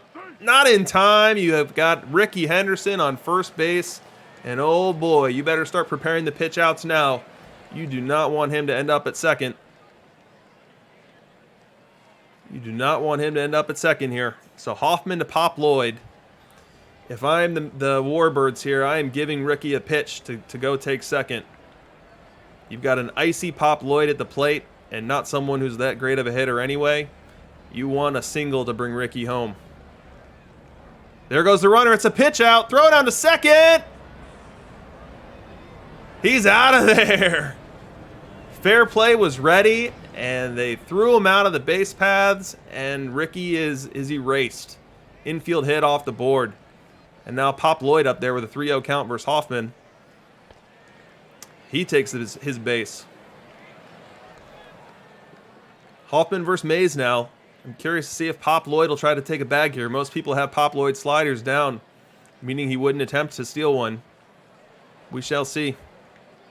Pickoff throw to first just to be sure.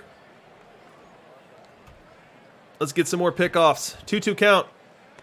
Swing and a miss, and the top of the 10th is over. Whew, pressure. Pressure is mounting here. Bottom 10. One swing away from a victory. Satchel Paige on to pitch for the Warbirds. 1-2 count on Joe. Does Super Joe have a super moment in him? Swing and a miss, strike 3. This inning should see Joe, who just struck out, followed by Mays and Rodriguez. Tough matchups for Paige, who is trouble for right-hand pitching. Mays does nothing with his at-bat, which brings up Rodriguez. 1-2 count. Not known for his bat. And that's why. Takes strike 3 called. That's going to do it for the bottom of the 10th. We go top 11. Mauer to the plate versus Hoffman. Mauer to second. Scooped. Throws him out. Easy. 1 out. Hoffman now for Cobb. 2 outs. Hoffman comes set. Delivers. Fly ball to center. Should be playable. In comes the center fielder Mays. Makes the grab. We go bottom 11. We'll lead off with Robin Yount versus Page. Page with the upper hand on the matchup here. 0-2 count. Little dinker. That's going to get down. He's going to not try for second. He'll stop and make a little round there, but hold up at first base. We got to lead off Yount. Ty Cobb to the plate next. Page to Cobb. First, we'll start with a pickoff throw.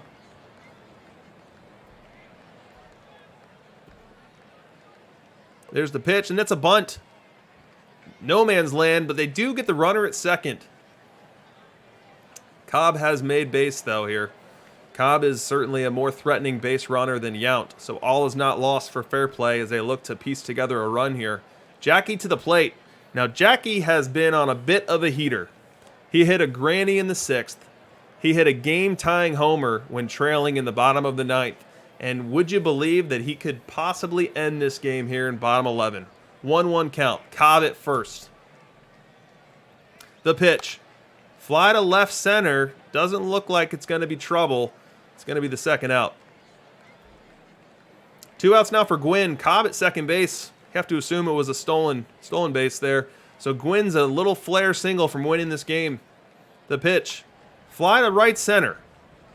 Playable. That's going to end the inning. This highlight reel has spanned the entire duration of a sim. Hoffman now faces Gwynn. Top 12. The pitch. Grounder to third, fielded. Throw across, easy. 1 out. Hoffman now faces Hank Aaron, who's come in to play first base. The pitch. Fly ball left center. This should end the 12th. Easy catch for Mays. We go bottom 12 after a clean top 12. Page versus Ripken. Page doing well against this very right-handed lineup, giving the Warbirds some much-needed innings. The pitch, swing and a miss by Ripken. Not a great matchup for him. Just going to bring up Hornsby with 1 out. 0-1 count to him. The pitch. Liner up the middle. That's going to be a base hit. He'll take a turn and stop at first, and the winning run is back on board. Page now faces DiMaggio. A double play threat for sure, but also one that can hit right-handed pitching better than many right-handed batters. The 1-1 count to Joe. Grounder to short. Second one. First double play. Rally killer. We go to the 13th. Hoffman's going to lead off against Ricky Henderson. Hoffman's been in the game for a while now. Starting to build up some pitches. And a little dunker out to right field. That's going to put him on. Let's see if Ricky tries to steal again. He was caught last time. Looks like he has successfully stolen. He's on second. Nobody out for Pop Lloyd. Hoffman to Pop. That's going to move the runner over. A very productive out. You have the lead runner on third base with 1 out now. Hoffman to Mays here. In looking at this, would I walk him to set up the double play? I probably would not, because you've got Mauer next. Unless I had a left-handed pitcher warmed and ready to come in and face him. Hoffman to Mays. Infield in. Fly ball center. Not deep. Could be a play at the plate. Oh, a diving catch, which is going to kill your chance to throw him out at home. The runner's going to come across easy. Mac Jacks up by 1. We move to the bottom of the 13th. Satchel still in the game, racking up the relief innings. He's going to start off with Willie Mays here. To right field. That's going to drop. You have the tying run aboard. The fair play cheaters have been crushed by double plays in this game. They have to hope to avoid one here. You've got Ivan Rodriguez here with what seems like his 7th at bat this game in an unfavorable matchup. Let's see what he's got up his sleeve with a 2-2 count, nobody out. Swing and a miss, strike 3. 1 away. Golden sombrero for Rodriguez with his 4th strikeout. Next hitter up is Robin Yount. 1 out, 1 on, 2-0 count. The pitch to Robin. Up the middle, that's a base hit. Runner is going to go to third, and he's going to make it. Runner's at the corners, 1 out. Brings up Ty Cobb, one of the best hitters in the game. The infield is shifted. The infield is also in. Page to Cobb. Game in the balance. First, we'll do a pickoff throw. 2-2 count. Page to Cobb. Fly ball. Deep center field. Way back. Might be. It could be. It is. A walk-off 440-foot homer for Ty Cobb, giving the Fair Play Cheaters the game. Everyone is at home and jumping up and down, and Ty Cobb gets the last leap.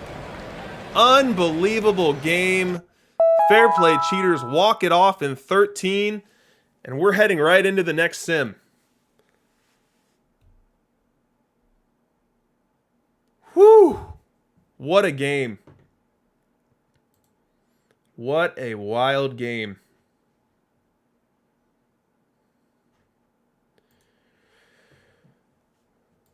Let me see if I can add a status box here real quick, just so that we can answer the question that people have of where the game stands.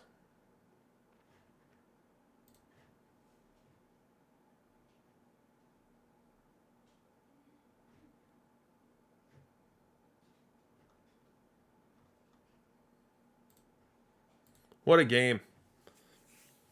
What a wild game.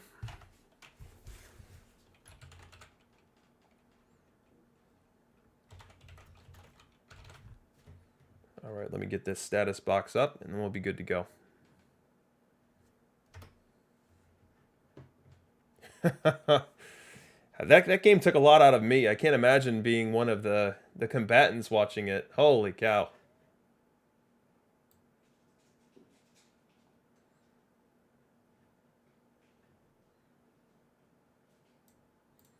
I'm guessing that this probably needs a background to help it be readable.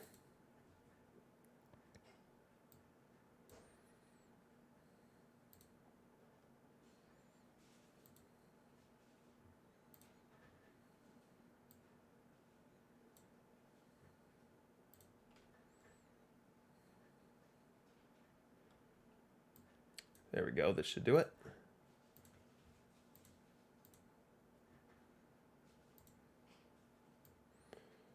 All right, can you guys confirm that you can see the status bar right there in the middle?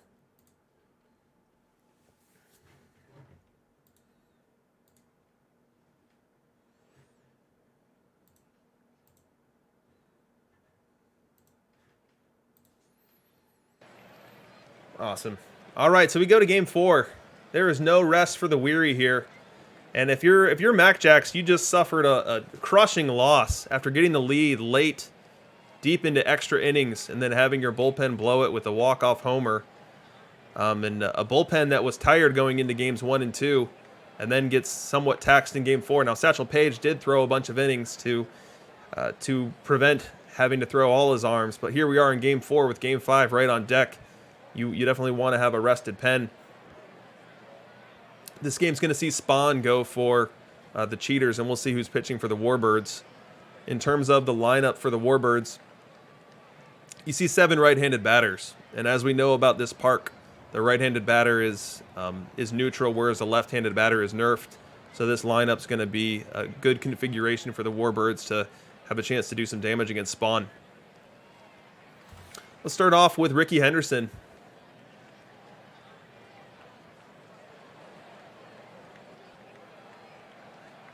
Wind blowing out to right at 10 miles an hour. We'll see if that becomes a factor. Spawn delivers. Swing and a miss to start off the game.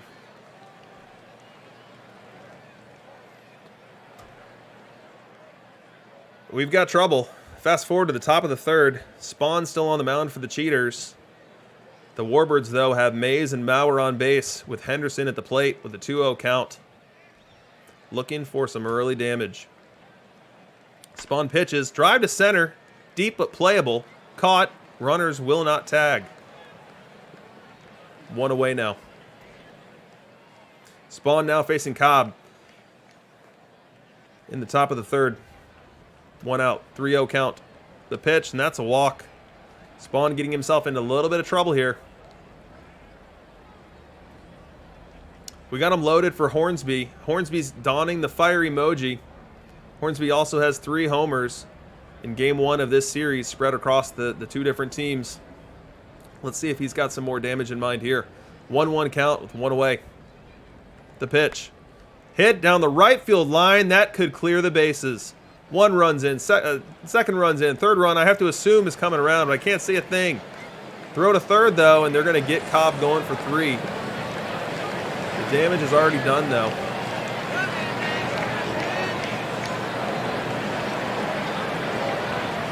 That's a 3-run triple.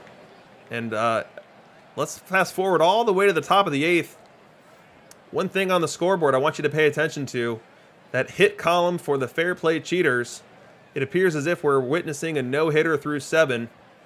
But before we can get to that, we'll have to see what the Warbirds have in mind for the top of the 8th here. Ty Cobb up against Seaver. Seaver, a split-dominant righty, which means he's a bit weaker versus the offhand side, which gives Cobb a nice little matchup here. 1-0 count. Drive, deep drive, right center field. I don't think the park's going to hold it. No, it won't. Make it 5-0 Warbirds. If there's a way to answer a crushing defeat, it's to come out and pitch lights-out baseball and hit the ball out of the ballpark. And that's what the Warbirds have done here in Game 4.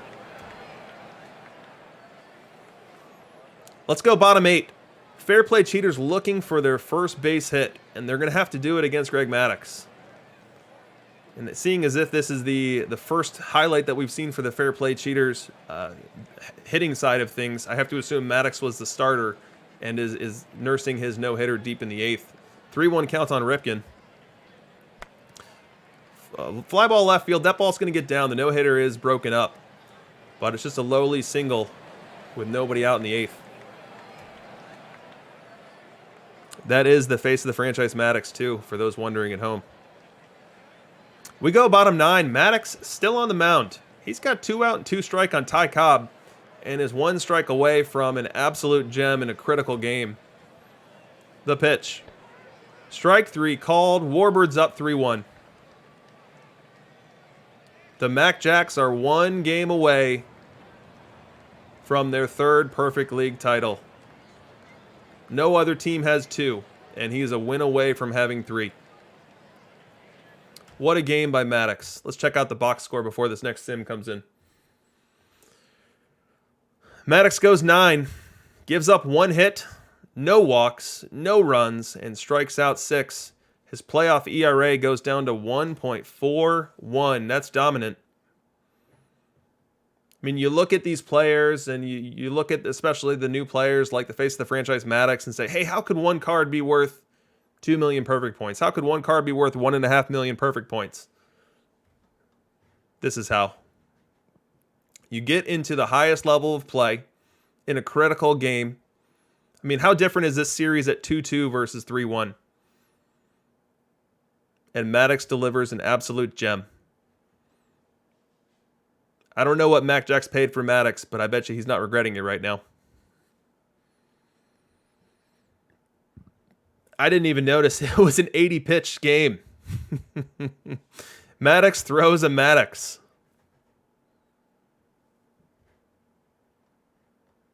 Maddux throws a Maddux. We're 10 seconds away from some potential champagne being spilled virtually in the stadium of Fair Play, the Fair Play grounds, as they call it, in front of 74,000 plus. Let's see if we can sneak peek the pitching matchup before we get there. Looks like Mac Jacks is throwing Walter Johnson, and Fair Play is throwing Walter Johnson. We'll have a battle of Johnsons.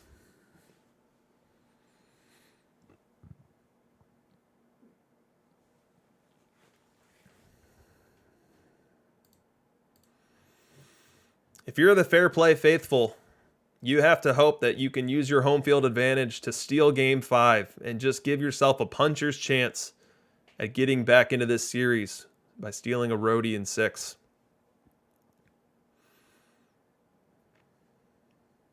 You just have to hope that Mac Jacks isn't in his head. 2-time champion.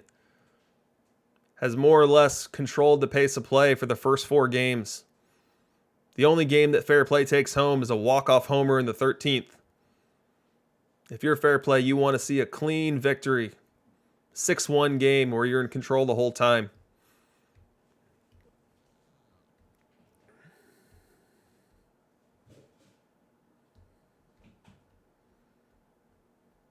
Yeah, good point, Bird. Before that walk-off, They were an out or two away from being down 3-0 in the series.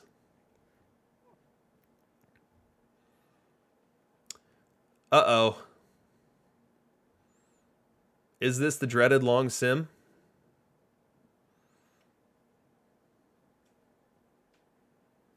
We're a minute past. Definitely too early to call it. Definitely too early to call it. I think 7:05 local time is when I'd say that we're definitely within the long sim. But I will say that we're in an atypically long sim.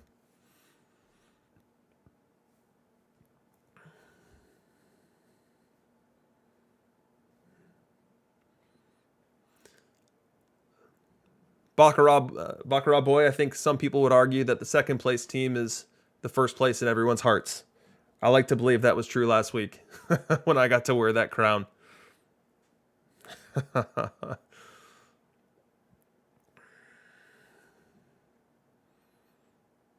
I think we're definitely headed towards long sim territory here. Hell of a run indeed, Baccarat boy. Let's take a look at the season that was.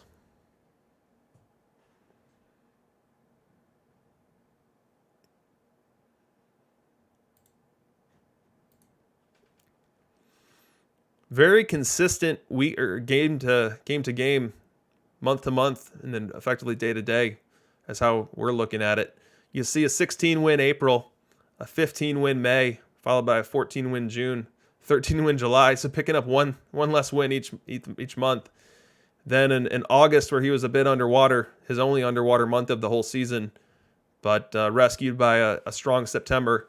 So very consistent performance. From a statistical perspective,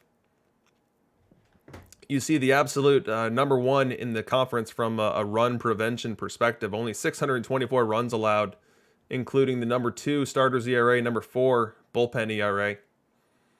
So definitely was winning with defense and pitching.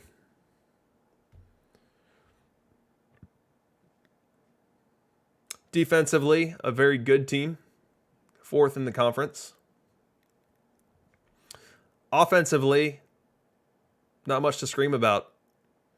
You've got a team on-base percentage of .306, which was 3rd worst in the conference. The slugging was pretty solid. So slugging solid for the ballpark and solid as you look at the overall profile of the team here. 422 slug was good for just about middle of the road for the conference. Base running, one of the highlights here. And the reason that you see the pitching numbers boosted up and the hitting numbers depressed a bit is due to the ballpark. You know, right-handed batters are neutral, left-handed batters are nerfed, so that's obviously going to bring you down some. A very solid season, and as we were talking about earlier, you try to go 500 at home. He's 500 here, just about 39-42, and then you try to make it up at home. And so, as we've talked about with the ballpark, the right-handed batters are juiced, and what does he do? He loads up on right-handed batters. And then when a lefty hits the mound, he's got 8 of them out there. And then his rotation is 4/5 right-handed pitchers. So you got to build a team to play in your park. And Fair Play did that and was able to get to the playoffs. Play game 163 to determine whether he was a division winner or a wild card team. Ended up being a wild card team. And then journey his way to the finals with a 3-1 win over a very good High Desert Ace team, a 4-1 win over a very good and consistent Somerset team. We looked at Somerset before, but they make the playoffs every year in Imperfect. And then a 4-2 win over Winchwood. I'm not as familiar with Winchwood, but a team that's been to Perfect 3 times.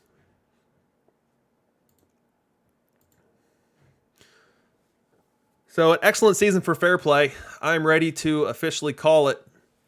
If this were a network calling an election, I would go ahead and call it in that the San Angelo Warbirds are your first 3-time champion for the Perfect League.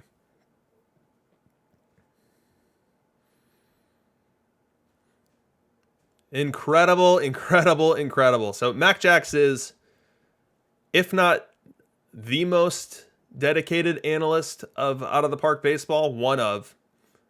I don't know anyone with a better grasp for historical perfect league performance. I don't know anyone with a passion for diving into the numbers to better ascertain optimal lineup creation, optimal defensive alignment, optimal pitching strategies, understanding the nuances of platoon splits for players. Like Mac Jax is not a three-time champion by accident. He's a three-time champion because he puts in the work and he puts out a team that gives himself the best chance to win. And he does that more consistently than anyone else. And he's got three pieces of hardware to show for it. So kudos to you, Mac Jax. An incredible achievement.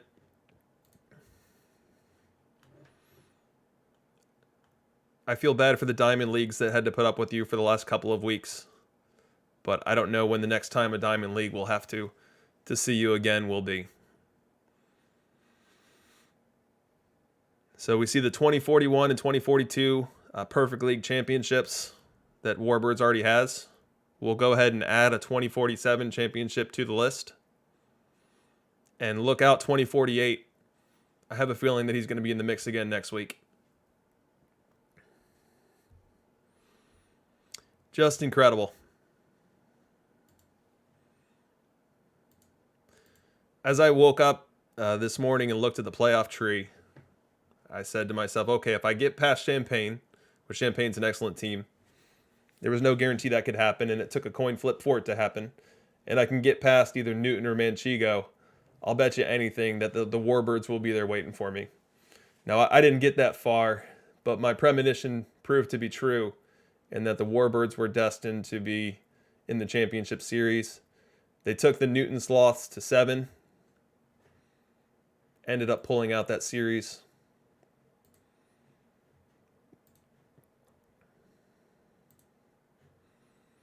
Here was that game 7 here. A funny game where Newton picks up 4 in the first, and then St. Angelo answers with 3 right in the bottom to make it a game again before taking the lead for the game in the 5th. That was a Pedro v. Maddox.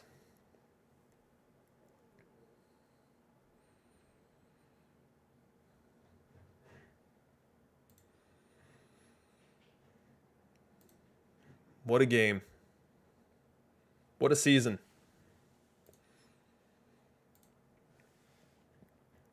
So as we look at who's on their way up, who's on their way down, let's say happy trails to Colorado. So Colorado ends 81 and 81.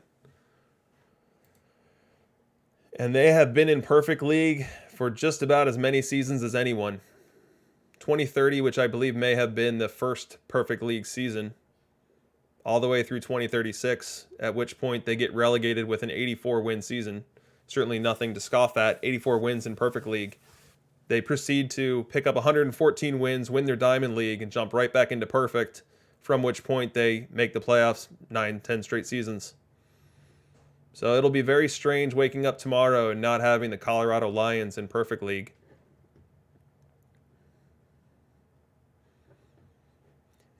Another person we're going to be saying happy trails to is Maine Whiskey Tango. Maine Whiskey Tango, also known as the 2046 Perfect League champion, who knocked off yours truly last week in 6 games. He just misses hanging around in Perfect League. Just misses it by a game. And so he's headed off to the Diamond League circuit. And you see that his Pythagorean win-loss says that he was cheated a couple games. A plus 58 run differential, certainly good enough to have been kept in the league.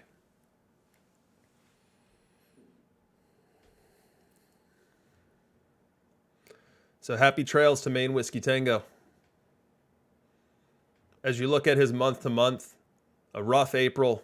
This is where that championship hangover comes in, a 12-16 April. Got the train back on the tracks in May, June, July. Very strong performances that suggested that he was right back into the playoff hunt. And then an absolute train wreck August. Let's see who was part of that. So in August, that included having to go to Champaign and play in their tough Lefty Park. And then Colorado taking 2 of 3 from him. I was lucky enough to sweep him in my park, and then Antarctica swept him at home. Just a rough month in general for Sparrow, and that proved to be too much. Even a 17-10 September wasn't able to save it.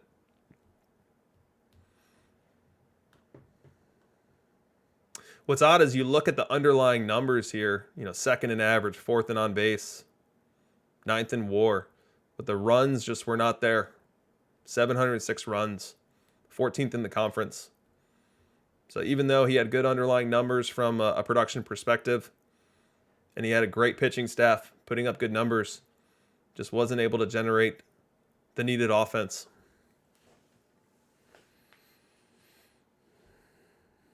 Baccarat Boy asks what the popular opinion on consistent negative PeL is. I'm somewhere between that being mostly random and that being a bullpen alignment issue. I don't think it's just a bullpen issue. Is I guess the way that I can best say it. I think that you can run negative PeL 3 weeks in a row and it still just be random chance. Like that wouldn't be outside the realm of possibility.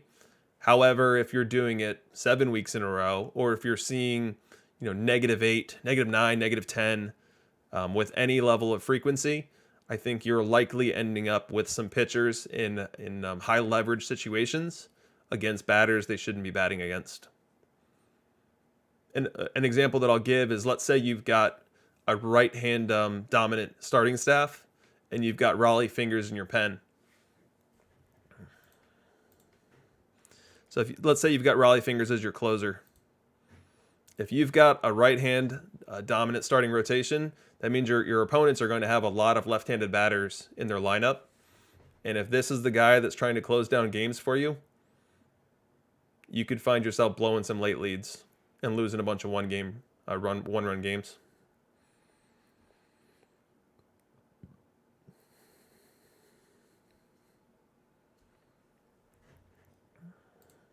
So the one thing I'd encourage you to do, just to make sure you're not costing yourself with your bullpen, is make sure you're anticipating what types of lineup profiles you're going to be seeing and making sure you're comfortable with the arms in your pen.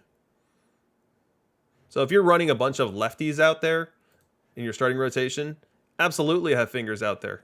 Fingers is going to face a bunch of righties, if I can click on him. And when he faces a bunch of righties, he's going to do very well against them.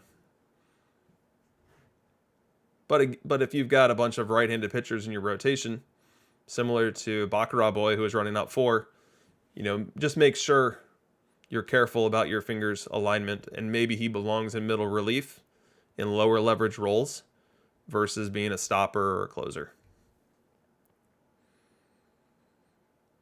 And Mac Jacks has a good point about your sliders. Late game sliders versus early game sliders.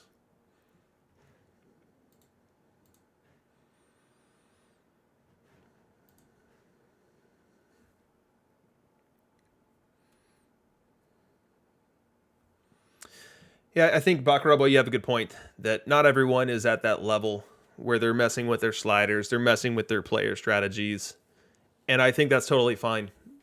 You can dog walk a silver league or a gold league having completely neutral sliders for your team, for your strategy, and for every one of your players. It's not going to matter. But as you climb the ladder and you're playing in more competitive leagues, and those neutral sliders are putting you into bad situations, eventually you're going to hit a ceiling and not be able to get above it until you get to that level of depth. And I think that the first step into that level of depth is often like your stealing frequency slider. You're seeing that your Jackie is getting thrown out 40% of the time and you're sick of it. And he's running a negative BSR and you think he shouldn't be. Or you've got a Pop Lloyd and he's running at 50% efficiency there. Those are low-hanging fruit that can be fixed rather easily and get you another couple of BSR in a given season. And BSR being base runs, which is a metric for value derived from base running. But from there, I'd recommend really getting into pitching.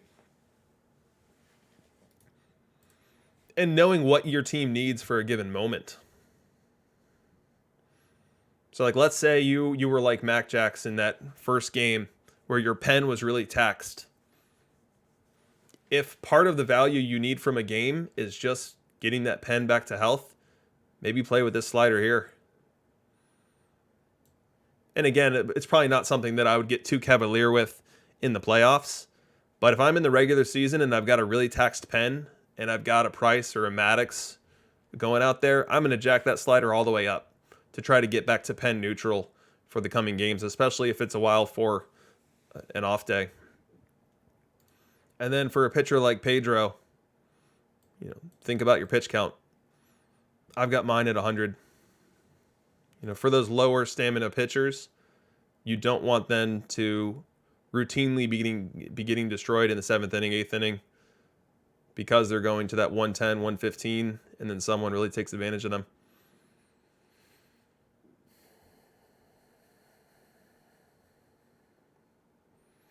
Yeah, and Baccarat Boy, when you are hitting those stretches with 20 games and no break, do not be afraid to use your reserve roster.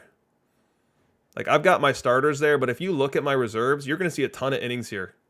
56 innings of Feller, 24 of Fingers, 7 of Bobby, 7 ill-advised innings of Lee Smith. Like, if there's one thing that I'm really good at, it's making sure that I'm never trotting out an overtaxed pen. And I'm getting use out of all these guys. And use the one that makes the most sense. Like, if you find yourself super taxed and your pen is super stretched thin, but you happen to be at a park that is completely home run nerfed, maybe think about throwing a guy like this in there. Dazzy Vance is a great pitcher. His weakness is that people take him deep. If you're in a park where no one's going to be hitting homers, maybe this is the guy to give you a couple outings as your main guys are getting fresh. Dazzy put up 9 good innings for me this year.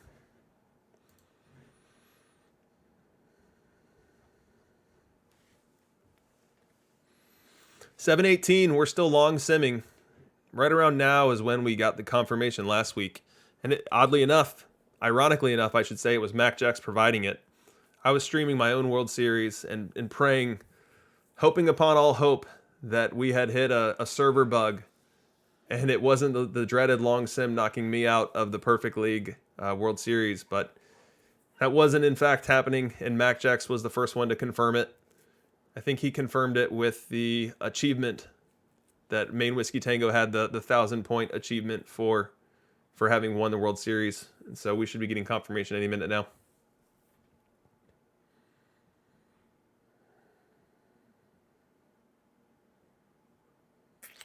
Yeah, Stitch. So the reason that I use a 6-man rotation is not actually to use a 6-man rotation. It's to set people aside. So let's say I know that in 4 games I'm going to want Hubble. I'll say Plank. In 4 games I'm going to want Plank to be a follower, and I don't want him to be used and not be ready for when that game comes up. Instead of going like this, set game strategy, bench player, instead of doing that, I'm going to put him here because too many times I've seen the game ignore my bench command. So I'll have this set, bench player for X days, and the AI will throw him out there anyway. And so I'm not going to chance it. I'm going to throw him in my rotation in that 6th spot, and I'm going to say, allow starting pitcher in relief, no. And that way, for the next 3 days, when I need him to be idle, he'll be sitting right here, and then when it's time for him to be a follower, pop him in, long relief, and then let's say Pete Alexander's my starter. 3 batters faced, we'll be good to go.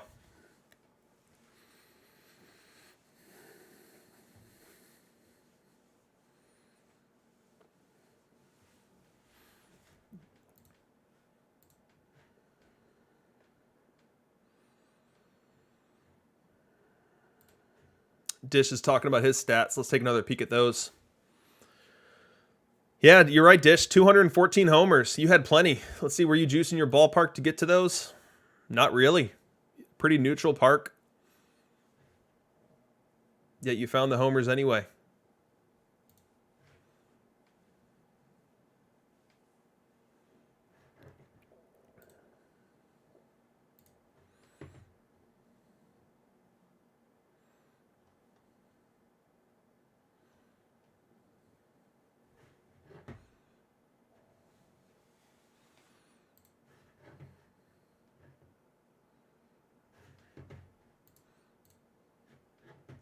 Yeah, so that six-man rotation is really just for staging.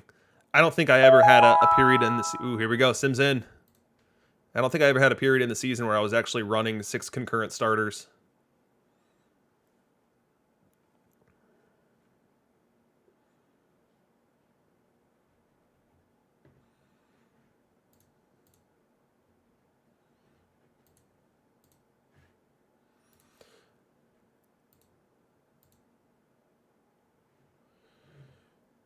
Let's go ahead and watch the highlight reel for old time's sake to celebrate the Warbirds.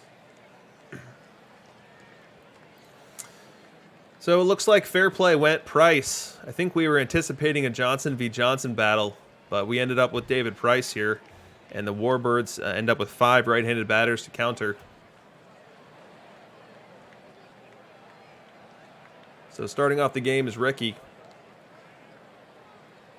48 degrees and wind blowing out. Let's see if we get our home run ball going as we did earlier in the season. And right off the bat, Ricky goes yard.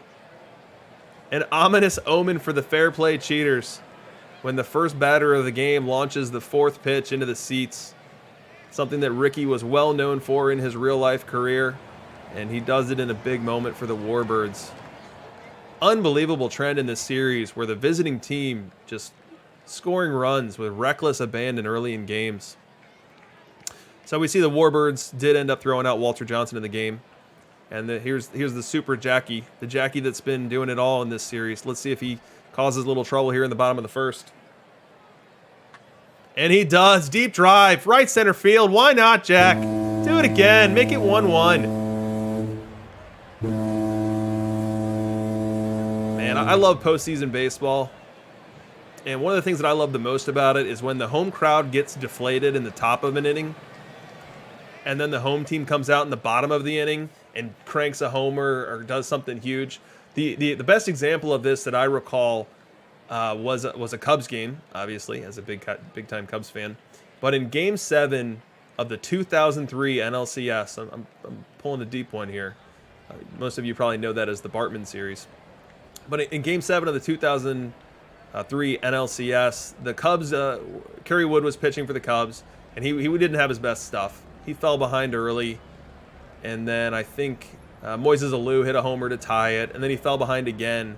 And then Kerry Wood comes up, and it had to be the bottom of the 3rd, maybe the bottom of the 5th or something like that. And Kerry Wood hits just this mammoth homer, and I remember feeling the swing from being lower than low when they had blown the tie game in the top of the inning, and then Wood comes up, jacks the dinger.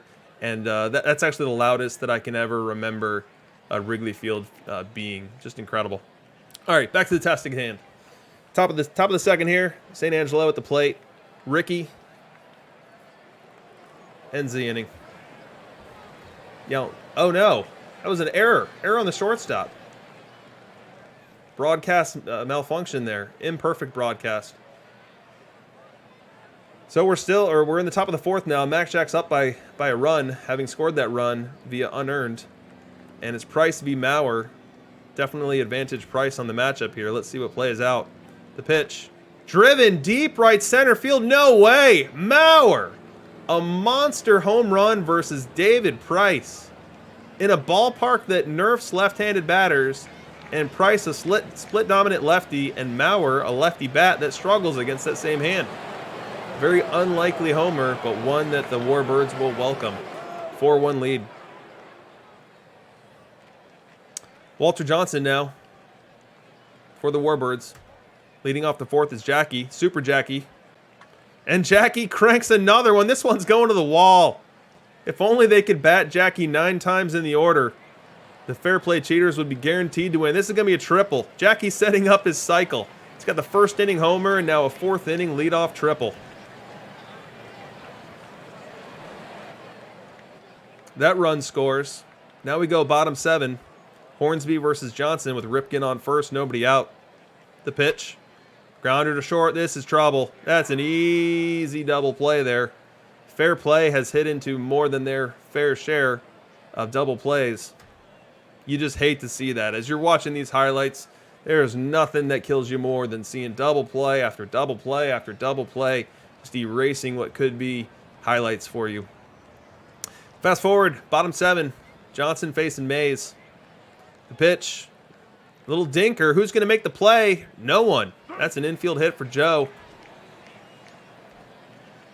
Brings up Ivan Rodriguez in a clutch spot here, and you just hate to see this. Ivan Rodriguez is not going to hit. He's not going to hit righties, and he's not going to hit lefties. And we have seen just clutch at bat after clutch at bat where Ivan has had to come to the plate. And I can't think of many matchups worse than Walter Johnson versus Ivan Rodriguez. Let's see what Irod does here. Fly ball left field, playable. Not going to get it done. He kills the rally. You'd really love to see a Mauer up in that spot, even the ballpark, even considering the ballpark being what it is. We go top 9, 3-1 count. Fair play on the mound. St. Angelo batting. 2 on, no out. Roger Connor up against Red Ruffing. Up the middle, that's a base hit. Will they try to score? Wow, bullet to the plate. Incredible throw by Mays, and he's out by a mile. That throw was clocked at 180 miles an hour. Incredible. 1 away. First out at home. Still in the top of the 9th. We got him loaded now. Loaded for Ozzie Smith with a Plank on the mound. If the Warbirds were trailing here, you'd love to see Smith lifted for a pinch hitter. With the 2-run lead, I think you keep Smith in the game knowing that it's probably going to kill the rally, but you want his defense out there in the bottom of the 9th. Let's see what happens. Plank pitches. Drill deep left field. Goes to the wall. It's going to score 2. It's going to score 3 as they're just going to let him run around. The fair play cheaters are so disgruntled and upset. They're not even throwing relay throws anymore. That's a bases clearing double for Ozzie Smith. It's a real tough matchup for him. So let's do some rewind here. In this game, we've seen Joe Mauer homer off of David Price, and we've now seen Ozzie Smith clear the bases versus Eddie Plank. A couple of very, very unlikely outcomes, but floating Warbirds in this game and really providing the difference. We go bottom 9 now, and this certainly feels like and smells like curtains for the fair play cheaters. Jose Fernandez with a 2-strike count on Rogers Hornsby, and we're 1 strike away from the Warbirds lifting up that banner. Fernandez deals. Strike 3 called, and there it is, folks. The Warbirds are 3-time champions on the backs of a 7-2 victory in Game 5 and a 4-1 series win. An incredible Game 5 that included some really clutch hits from guys that you wouldn't expect to get clutch hits. And that was the difference. Congrats to the Warbirds. And that is the season.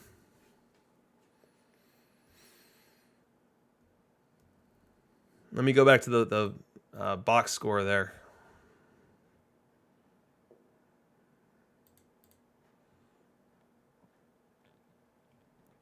Yeah, so Price was the surprise starter for fair play. He goes 4. Really struggled with walks, struggled with hits, struggled with homers. Just wasn't his day.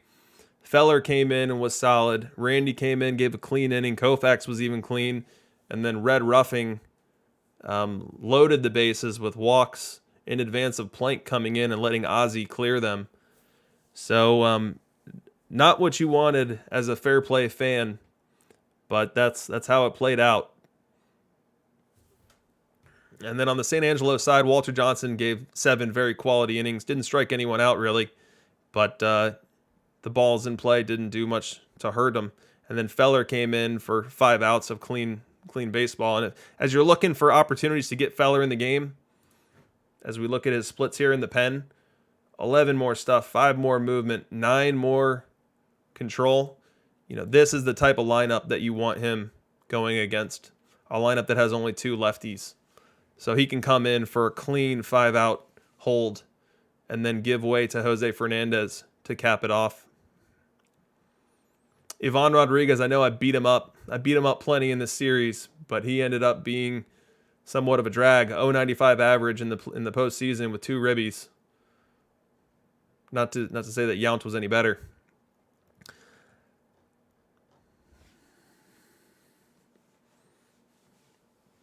Well, that's it, folks. That's it for the 2047 Perfect League World Series. I look forward to who makes the 2048 World Series. Hopefully it's me. Maybe I play Warbirds. That'd be a fun one. Although with his credentials, I don't know that that's something that I should ever wish upon myself. But congrats to the Warbirds. Congrats to the Fair Play Cheaters for getting as far as you did. Excellent showing in what was one of your first leagues within Perfect League. And good luck to everyone next week. With that, we'll go ahead and sign off for the stream. If you guys have any questions, feel free to throw them in the chat. I'll hang around for a couple minutes. But if not, we'll see you guys on Thursday for This Week in Perfect Team. And I've got another stream that I'm going to be scheduling for a Tuesday coming up soon that I think you guys are really going to get a kick out of. So if this is your first stream for me, go ahead and click the follow. And make sure you click the notifications so that you know when we go live. I'm planning on doing every Perfect League World Series that I have the opportunity to, at least until I get booted from the league for being relegated. And then we'll have our Thursday show, and then again, we've got that Tuesday show coming up. So thanks for hanging out, guys, and I'll talk to you guys soon.